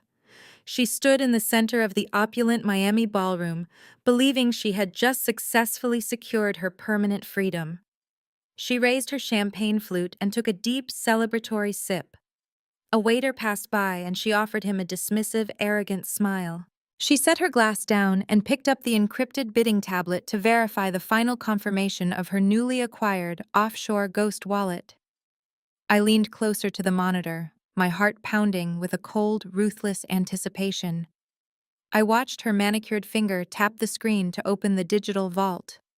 The reaction was instantaneous and profoundly devastating. The bright blue light illuminating her face from the tablet suddenly shifted to a harsh, glaring crimson. Even through the security camera feed, I could clearly see the massive red warning banner dominating her screen. The specialized honeypot code Jamal had meticulously crafted executed its primary directive flawlessly. The message flashed in bold, undeniable letters reading, "Funds seized by federal authorities, account frozen." The massive multi-million-dollar balance she thought she possessed instantly zeroed out completely. Veronica stared at the screen, her mouth hanging open in sheer, unadulterated terror. She furiously tapped the glass display, trying to refresh the application, attempting to reverse a catastrophic error that was entirely irreversible. Her panic escalated from quiet confusion into a frantic, hyperventilating frenzy. She shook the tablet violently, refusing to accept that her golden ticket had just evaporated into thin air. She had bet every single stolen asset on a phantom vault, and she had just lost absolutely everything. The heavy oak doors of the Miami Underground auction hall did not just open, they were violently blown off their reinforced hinges. The deafening sound of shattering wood and splintering glass echoed through our audio feed. Dozens of heavily armed agents from the Federal Bureau of Investigation and Miami Police Department stormed the luxurious ballroom simultaneously. The pristine white tuxedoed waiters dropped their silver trays, sending crystal champagne flutes crashing to the marble floor. The room erupted into absolute pandemonium. Corrupt political figures and disgraced corporate executives scrambled like terrified insects trying to push their way toward the emergency exits. But the authorities had completely locked down the building. Tactical officers flooded the space, shouting commands and dropping fleeing criminals to the floor with ruthless efficiency. The high society money laundering gala transformed into a chaotic, violent crime scene in less than 10 seconds.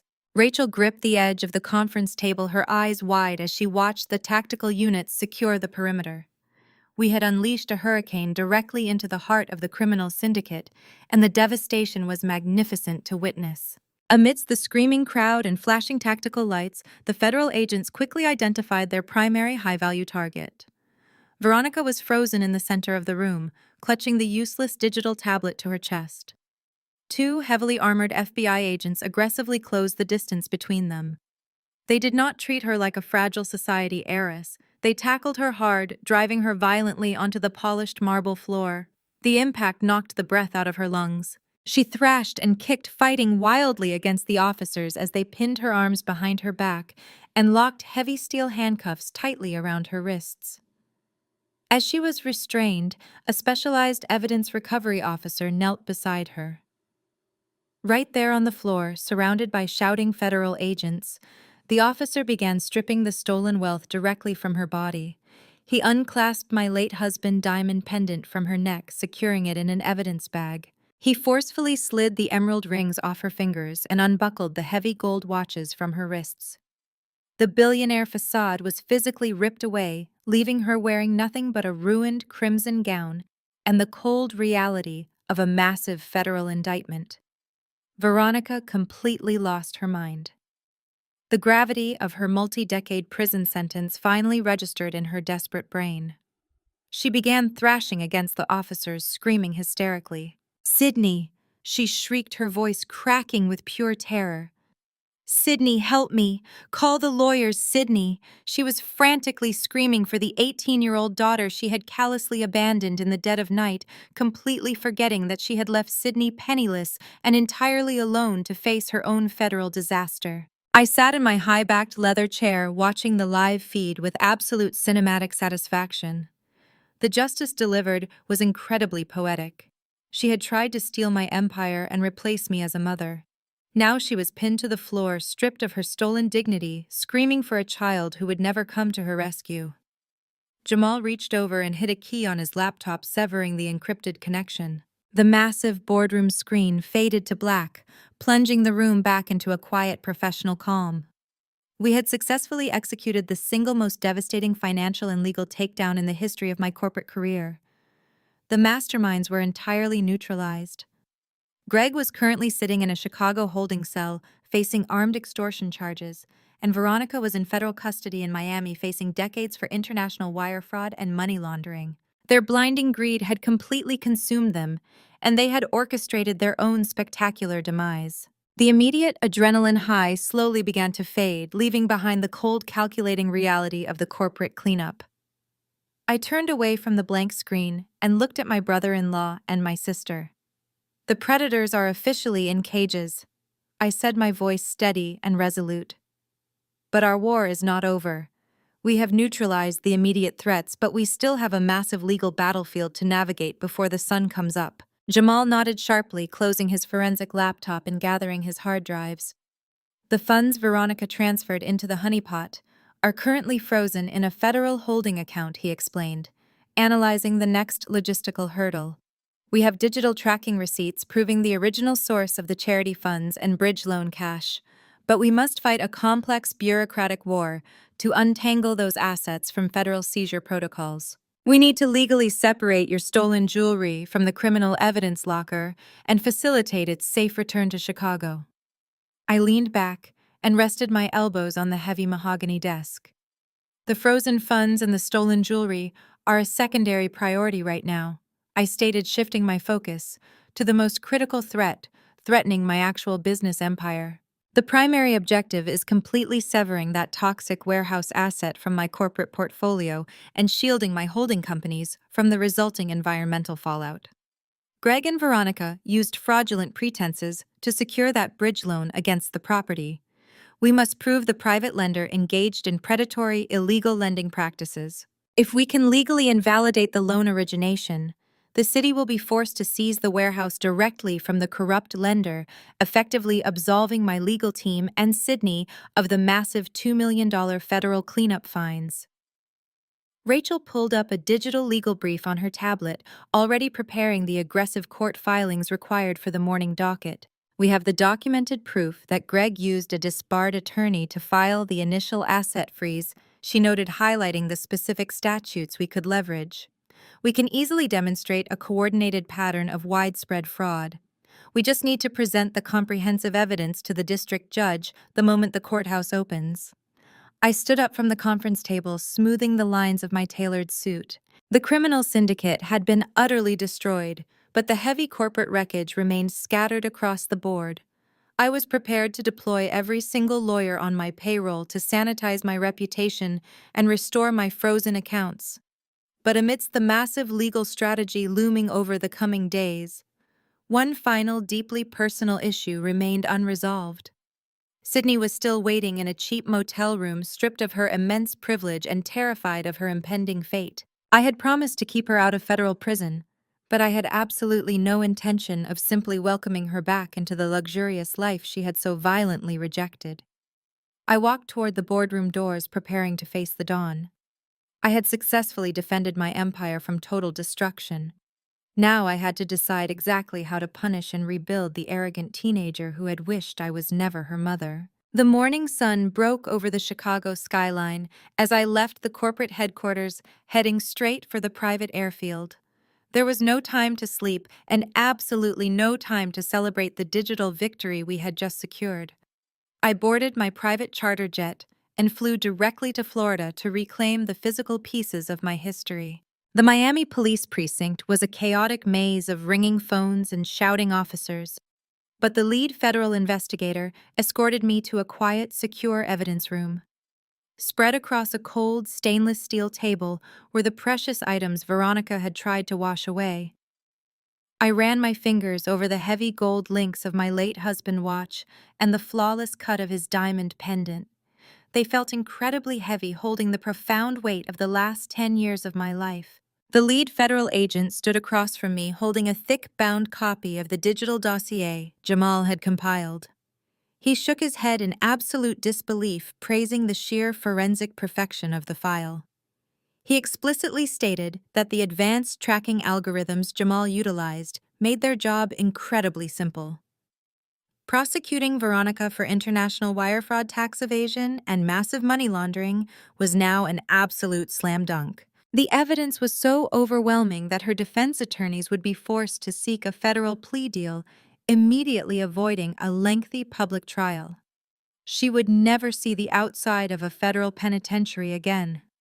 I signed the official release forms, packed the heirlooms safely into my leather briefcase, and flew back to Illinois before noon, ready to sanitize my corporate reputation with the exact same ruthless efficiency. Back in Chicago, the public narrative was already shifting at blinding speed. The explosive news of the dramatic Miami raid and the violent arrest of the fraudulent charity organizer completely hijacked the media cycle. My high-powered corporate legal team aggressively blanketed the news outlets with Jamal meticulously documented evidence. We released the unsealed court records, proving the entire viral internet campaign was a heavily orchestrated criminal extortion plot designed to fund a fleeing fugitive. The public outrage pivoted instantly. The internet mob that had demanded my complete financial ruin just days earlier suddenly hailed me as a brilliant survivor who had masterfully dismantled a dangerous criminal syndicate. The major news anchors who had previously condemned me were now issuing public retractions on live television, scrambling to align themselves with the new narrative. My personal reputation was entirely cleared, but the financial sector is notoriously fickle and highly opportunistic. The exact same luxury real estate investors who had cowardly abandoned my high-rise development projects during the height of the viral smear campaign suddenly realized their massive error. They saw my company emerging from the crisis stronger and more legally bulletproof than ever before. The corporate board members who had demanded my resignation just 48 hours prior sent lavish floral arrangements and desperate emails begging for forgiveness. I instructed my security team to throw the flowers directly into the dumpster. The defecting investors frantically called my executive assistants, begging to be let back into the commercial deals. They offered significantly reduced management fees and highly lucrative premium capital injections just to get back into my good graces. I did not ignore their phone calls. I instructed my secretary to invite the 3 most prominent defectors into my boardroom. When they arrived looking eager and carrying expensive apology gifts, I sat silently at the head of the mahogany table. I let them deliver their desperate, groveling pitches, outlining how much money they could bring to my future projects. When they finally finished, I stood up and looked them dead in the eyes. I coldly informed them that unwavering loyalty is the only currency that truly matters in my empire. I brutally rejected every single one of their premium offers and permanently blacklisted their investment firms from ever participating in any of my future real estate developments. I watched them walk out of my office thoroughly humiliated, cementing my absolute dominance in the Chicago commercial market. With the public relations nightmare completely neutralized and my frozen accounts fully restored, I turned my aggressive focus toward the most dangerous lingering threat.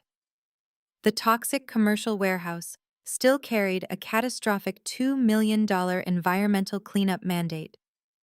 I deployed my most vicious litigation attorneys to petition the municipal court directly. We presented the indisputable forensic proof that Greg and Veronica had utilized severe criminal fraud and intense psychological coercion to force an 18-year-old girl to sign the property transfer deeds. The presiding judge reviewed the overwhelming evidence of the bridge loan extortion and immediately voided the initial transfer entirely. But I refused to let the toxic assets simply bounce back into my corporate portfolio. My lawyers executed a brilliant secondary maneuver. We presented the court with explicit proof that the shady private lender operating out of the suburban strip mall had engaged in highly predatory illegal lending practices. They had failed to perform mandatory commercial due diligence and knowingly accepted a fraudulent deed to issue an unvetted bridge loan to desperate criminals. The attorneys representing the predatory lender tried to argue that they were completely innocent victims of fraud, but Jamal forensic tracking proved they had actively ignored massive red flags to secure a quick profit. The judge silenced their protests with a single strike of his wooden gavel, explicitly stating that their sheer negligence created a massive danger to the public. He ruled that the corrupt lending firm was entirely liable for the hazardous property due to their illicit financial involvement. The city officially seized the toxic warehouse directly from the private lender, forcing them to absorb the complete multi-million-dollar federal cleanup penalty. The crushing environmental fines were entirely wiped away. I was completely absolved of the hazardous waste liability, and Sydney was legally shielded from the impending federal bankruptcy. The predatory lenders were financially destroyed exactly as they deserved, losing both their capital and their collateral in one swift judicial strike. My sprawling real estate empire was finally completely secure. The violent intruders were locked in federal holding cells awaiting trial. The stolen heirlooms were safely returned to my physical possession and locked in a newly upgraded secure vault. The massive corporate accounts were unfrozen and generating immense capital across the city. Every single trap set by my enemies had been aggressively dismantled and turned into a weapon against them. But despite the monumental professional victories, a deep, profound personal wound remained wide open. The spectacular corporate triumph could not magically erase the visceral pain of watching the girl I raised look into a microphone and declare she wished I had never been her mother. Sydney was currently sitting alone in a cheap, run-down motel room on the edge of the city. My legal team had successfully shielded her from the aggressive federal investigators and kept her out of a prison cell, but she was entirely stripped of her extreme privilege. She had no designer clothes, no luxury vehicles, and no sycophantic friends to validate her fragile ego. She was eating cheap vending machine food and staring at a blank television screen, finally understanding the immense crushing weight of true poverty. Every time a car drove past her window, she flinched, terrified that the federal marshals had changed their minds and returned to take her away in handcuffs. She was simply waiting in the cold, deafening silence for me to deliver her final fate. I stood by the expansive glass windows of my corner office, looking down at the bustling city streets far below. I had to decide exactly how to handle the arrogant teenager who had so easily thrown my decade of maternal devotion away for a fleeting taste of internet fame. I could easily banish her from my life forever, leaving her to navigate the harsh reality of adulthood entirely on her own. It would be the simplest solution to walk away and focus solely on the massive wealth I had protected. I had fulfilled my final promise to her late father by keeping her out of jail and securing her immediate physical safety. My obligations were technically complete, but true justice required a much more disciplined approach. Allowing her to drift aimlessly into the world without learning the fundamental mechanics of consequence would only perpetuate the cycle of toxic behavior she inherited from her biological parents. She needed to understand the true cost of independence and the heavy burden of survival.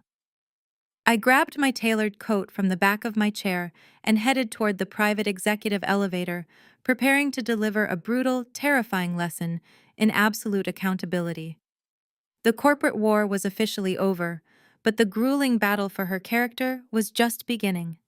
I would not let her fail completely, but I would absolutely not let her remain weak. It was time for her to learn what survival actually demanded.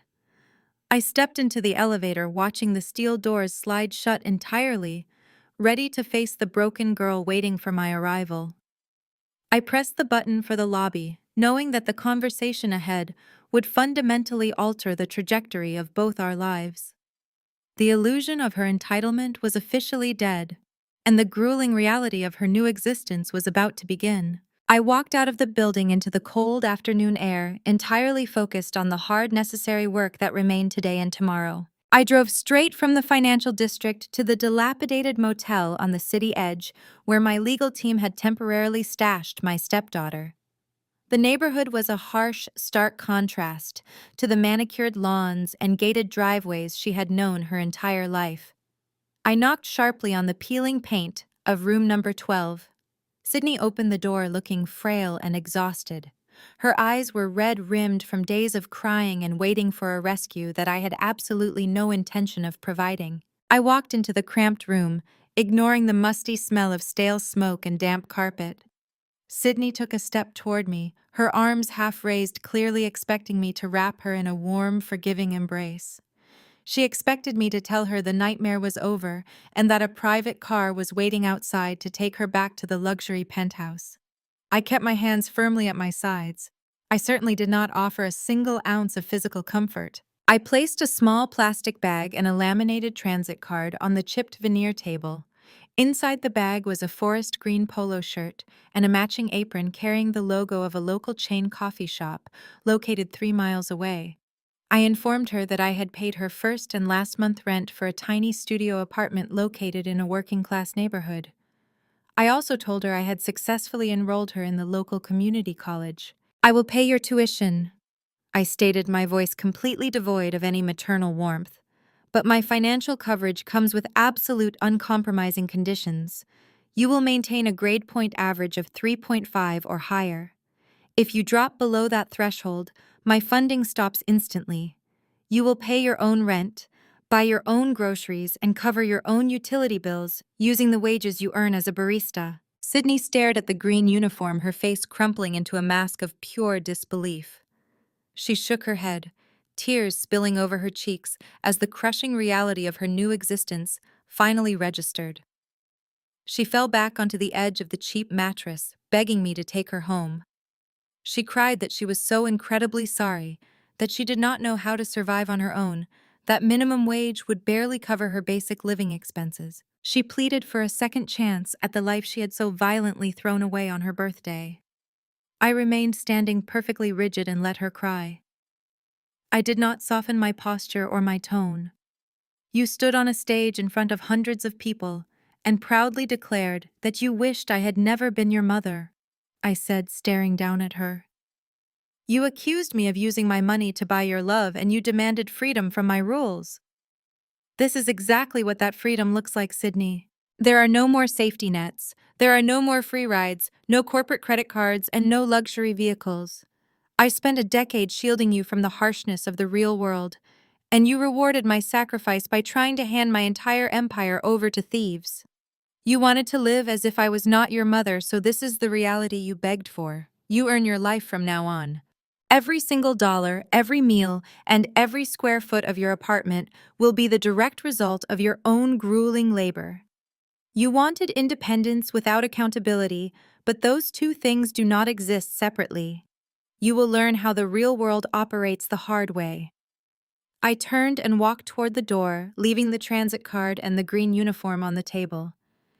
"You start your first shift tomorrow morning at 5, I said without looking back. "Do not be late."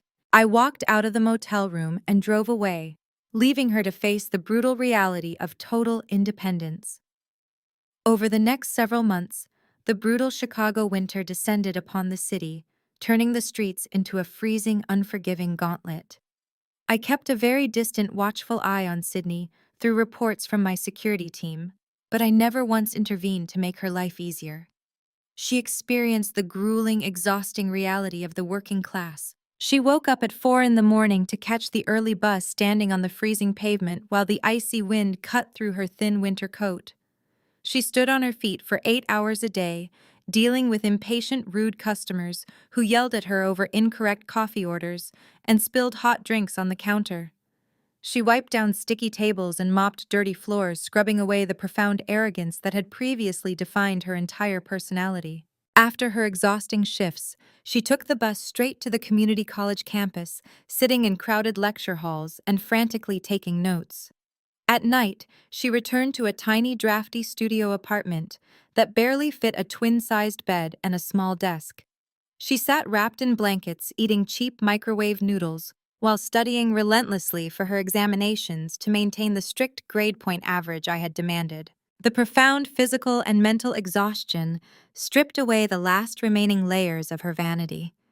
As the grueling weeks turned into harsh months, a fundamental shift began to occur within her. When she received her first minimum wage paycheck, she stared at the meager amount and realized exactly how quickly it vanished to cover basic electricity and groceries. The devastating cost of living finally snapped her perspective into sharp focus. The painful blisters on her feet and the dark circles under her eyes became brutal physical reminders of the immense sacrifices I had made for her over the last 10 years. She completely stopped complaining about her circumstances and simply put her head down, dedicating herself to doing the hard, unglamorous work required to survive the bitter winter. The utterly superficial teenager who cared only about viral videos and fake social media validation was slowly being forged into an actual, highly resilient adult. Her hands became rough and calloused from pulling endless espresso shots and constantly washing industrial dishes, but her mind grew incredibly sharp. The strict discipline I imposed was working exactly as I intended, burning away the toxic entitlement and replacing it with genuine grounded character. Spring slowly began to thaw the frozen city, but a different kind of storm was quietly brewing. One evening, Sydney was sitting at her small desk, highlighting a dense economics textbook, when her cheap, prepaid cellular phone suddenly rang. She did not recognize the out-of-state area code flashing on the cracked screen. The automated mechanical voice clicked off, leaving a hollow metallic echo on the line before Veronica began to speak. The sound of her biological mother weeping instantly triggered a visceral reaction in Sydney. It was the exact same frantic theatrical sobbing Veronica had utilized to manipulate the internet just months prior. But this time, the audience was not a gullible digital mob. The audience was the 18-year-old girl she had callously abandoned to face federal prosecutors alone. Veronica did not ask how Sydney was surviving the brutal Chicago winter. She did not ask if Sydney had managed to stay out of a federal penitentiary or if she had food to eat. She immediately launched into a frantic, breathless monologue about her own horrific conditions. Veronica complained bitterly about the cold, concrete cell, the terrible institutional food, and the utter lack of respect from the federal guards. She aggressively demanded that Sydney take her minimum wage coffee shop earnings and deposit them directly into a prison commissary account. Veronica fiercely blamed everyone else for her spectacular downfall, refusing to take a single ounce of personal responsibility. She screamed that Greg had completely ruined the Miami auction by tipping off the authorities. She viciously attacked me, calling me a corporate monster who had illegally framed them all. Veronica demanded absolute, unquestioning loyalty, insisting that Sydney owed her biological mother immediate financial rescue and emotional support. The toxic words poured through the tiny speaker, heavily laced with severe emotional blackmail and a sickening level of profound entitlement. Veronica painted herself as the ultimate martyr, crucified by a jealous stepmother and a cowardly uncle. She demanded that Sydney scrape together cash, purchase a plane ticket to Florida, and visit the maximum security facility to help coordinate a massive legal appeal. She promised that once she was free, she would make everything right and they would be a wealthy family again. Sydney listened to the frantic rambling in complete silence. Just a few short months ago, she would have blindly absorbed every single manipulative lie. She would have felt a profound, crushing sense of guilt and scrambled to obey whatever Veronica demanded. But the brutal, freezing Chicago winter and the relentless, exhausting hours at the coffee shop had fundamentally altered her entire perspective. Sydney looked around her tiny, drafty studio apartment. She looked at her calloused, rough hands and the bright yellow highlighters scattered across her thick economics textbooks. She remembered the blinding sheer panic of waking up in a deserted suburban house, surrounded by armed federal agents holding arrest warrants. She remembered exactly who had left her there to take the fall for a massive multi-million-dollar toxic asset and a fraudulent commercial loan. Sydney took a deep, steadying breath, letting the cold air of the apartment fill her lungs. Her voice did not shake even a fraction of an inch when she finally interrupted the hysterical rant. "You abandoned me, Veronica Sydney," said her tone completely devoid of any sympathy or fear. "You stole my college fund. You used my crying face to scam innocent people on the internet. And you ran away with the stolen cash while the police were actively knocking on my front door." Veronica gasped, acting profoundly offended and deeply wounded by the accusation. "I was trying to save us." "Sydney," Veronica cried, her voice pitching higher in a desperate attempt to regain control. "I was going to send for you once the money was totally clean and untraceable. You have to help me right now, because we are blood, and blood is everything." Sydney closed her eyes, visualizing the immense unearned grace I had shown by deploying ruthless corporate lawyers to keep her out of a federal penitentiary. I owed her absolutely nothing, yet I had shielded her from complete destruction. "Alyssa was twice the mother you could ever be," Sydney stated with absolute ironclad certainty. "Do not ever call this number again." Sydney pressed the red button on her prepaid cellular phone, terminating the connection instantly. She immediately navigated to her phone settings and permanently blocked the federal prison routing number, ensuring Veronica could never reach her again. She set the phone face down on her scratched wooden desk and let out a long, trembling exhale. The incredibly heavy toxic chain that had bound her to her biological mother was finally permanently severed. She was completely free from the illusion. 2 weeks later, the heavy glass doors of my corporate headquarters swung open. My executive receptionist buzzed my office line, informing me that Sydney was currently standing in the lobby, asking for a brief moment of my time. She had not violated any restraining orders this time because the legal mandates had officially expired following the complete resolution of the federal and municipal investigations. I instructed the front desk security to send her back to my corner office. Sydney walked through the heavy wooden doors looking completely different from the arrogant, entitled teenager who had demanded the keys to a luxury vehicle just a year ago. She was wearing her forest green coffee shop uniform underneath a practical, inexpensive winter coat. Her posture was respectful, grounded, and quiet. She did not demand immediate attention or throw a theatrical tantrum. She walked quietly up to my massive mahogany desk and stood there waiting patiently for me to acknowledge her presence. I closed my laptop and looked up, fully expecting her to ask for a rent extension or complain about the grueling community college workload. Instead, Sydney reached into her worn canvas backpack and pulled out 2 specific items. She gently placed a sealed official university envelope and a small rectangular piece of plastic on the polished wood right between us. I picked up the envelope first, sliding my silver letter opener through the paper flap.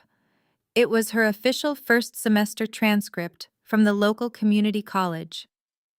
I scanned the document, noting the straight A grades across every single subject, including advanced microeconomics, business ethics, and accounting.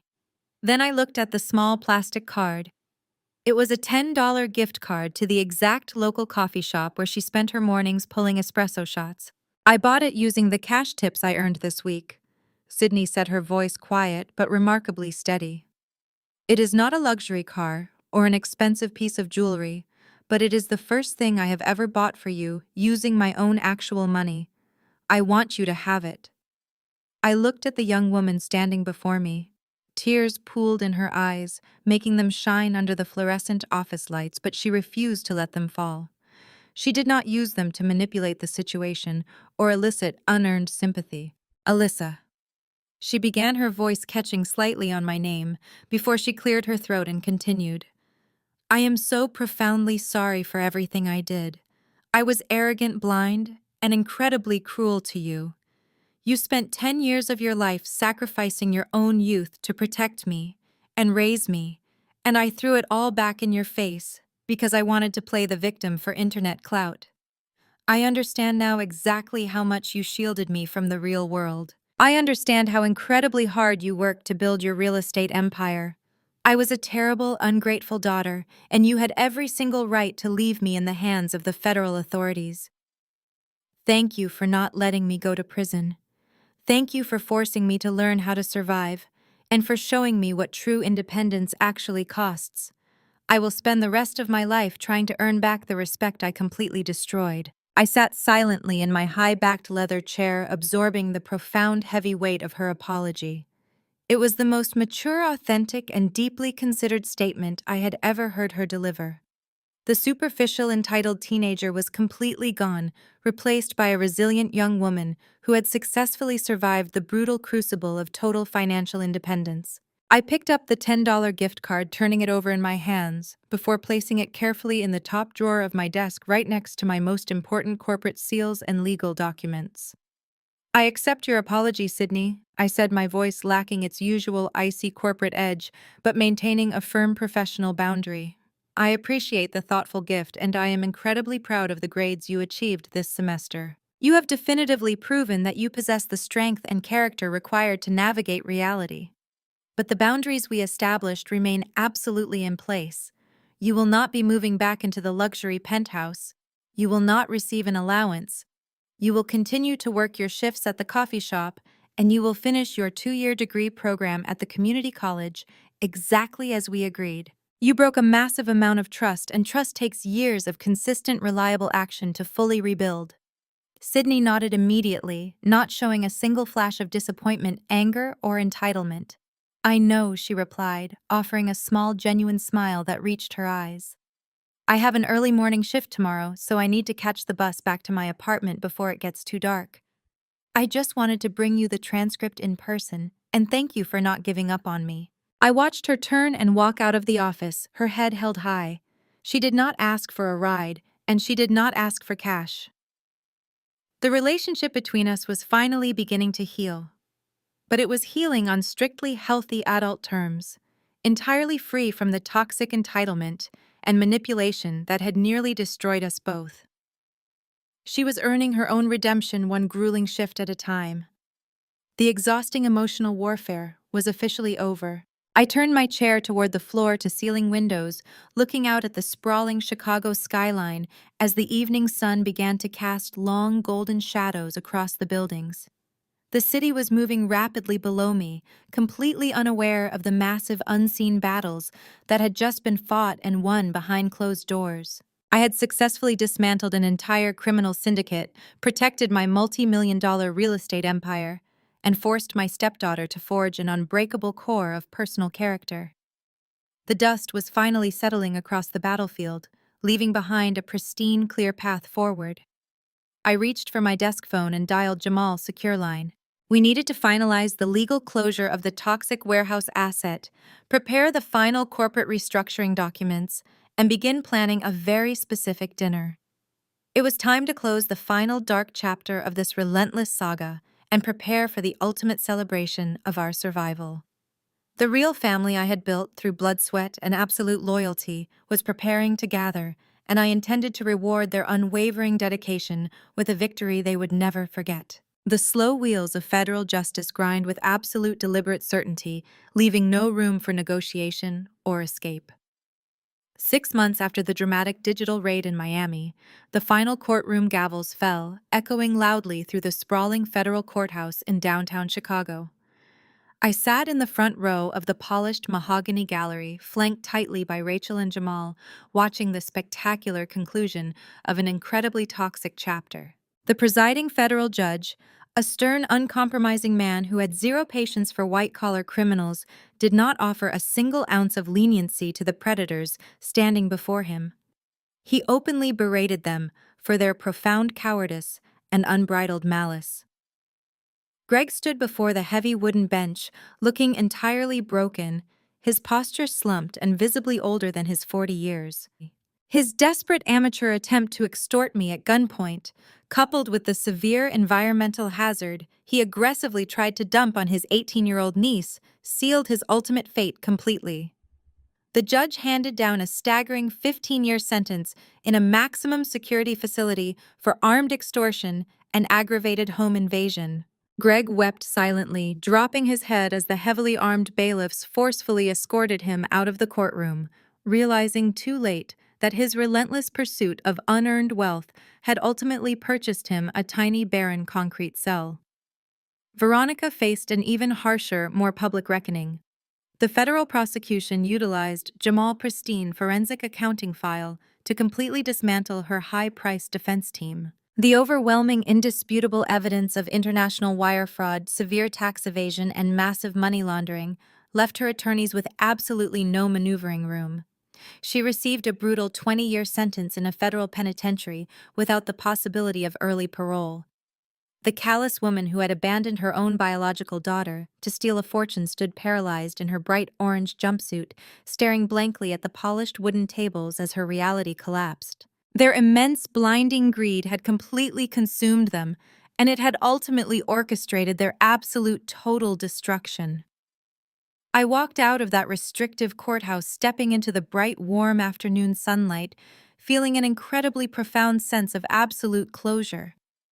The toxic, infectious rot that had plagued my family for over a decade was finally permanently excised from my existence. Fast forward exactly 1 year from the day my entire world completely shattered.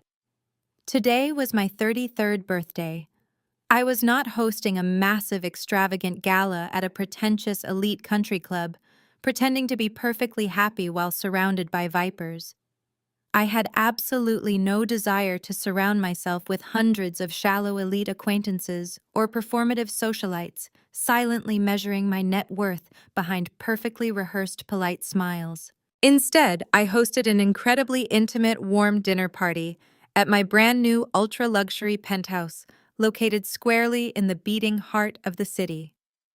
I had purchased the sprawling multi-level property overlooking the glittering Chicago skyline as a personal reward for successfully defending my commercial empire. The space featured towering glass walls, rich imported hardwood floors, and a private rooftop garden that offered absolute tranquility above the chaotic urban sprawl. The guests who filled my stunning open-concept living room tonight were the only people who truly fundamentally mattered to me. Rachel and Jamal were relaxing on the plush imported sectional sofa, laughing brightly as their two beautiful young children chased each other playfully around the massive marble kitchen island. Their deep, resonant laughter filled the vast space with genuine, profound warmth, replacing the cold anxiety I had endured for so long. A few of my most fiercely loyal corporate colleagues, the specific ones who had actively stood by my side during the brutal internet smear campaign, were chatting comfortably by the floor-to-ceiling windows, holding delicate crystal wine glasses. There were no hidden agendas in this beautiful room, no lingering tension, and absolutely no toxic ulterior motives. It was a secure sanctuary of pure, unadulterated loyalty and authentic human connection that money simply could not buy. The private elevator doors chimed softly and slid open, revealing the final highly anticipated guest of the evening. Sydney stepped into the grand illuminated foyer. She was not wearing a custom designer gown or carrying a heavily branded luxury handbag funded by my corporate accounts. She wore a simple, elegant dark dress and carried a modest canvas tote bag she had purchased with her own hard-earned wages. She looked physically tired, her young shoulders carrying the familiar heavy ache of a long, grueling shift at the bustling coffee shop, but her face was absolutely radiant. A bright, genuine smile illuminated her features the exact moment she saw the small gathering. She walked straight into the kitchen, and immediately began helping Rachel unpack the aromatic catered dishes, transferring the warm roasted vegetables and delicate seared seafood onto the heavy silver serving platters. She did not demand to be waited on or complain about the lack of hired catering staff. She effortlessly blended into the collaborative, easy rhythm of the evening, asking Jamal about his latest complex forensic accounting cases and laughing warmly at his sharp, highly observant jokes.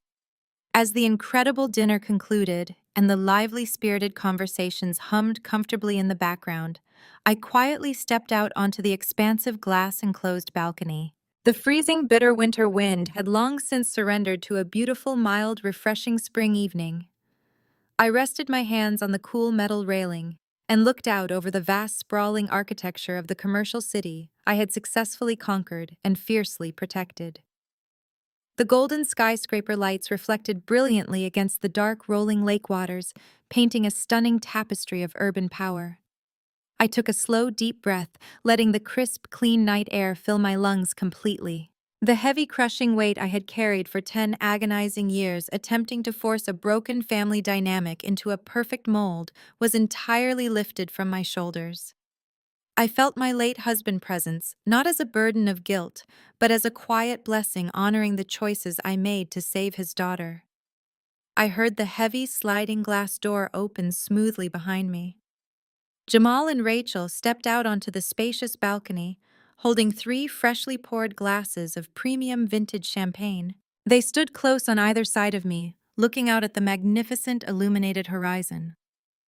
Jamal raised his crystal flute, the ambient city light catching the vibrant, bubbling golden liquid resting inside. To absolute resilience, he said, his deep voice carrying immense respect. You faced down a syndicate of vipers, and you did not just barely survive, Alyssa. You completely rewrote the fundamental rules of engagement. Rachel smiled warmly, clinking her glass gently against mine. And to true, authentic family, she added softly, her eyes shining with protective loyalty. The kind of family that shows up when the world is burning down. I smiled widely, raising my glass to meet theirs, taking a satisfying sip of the cold champagne.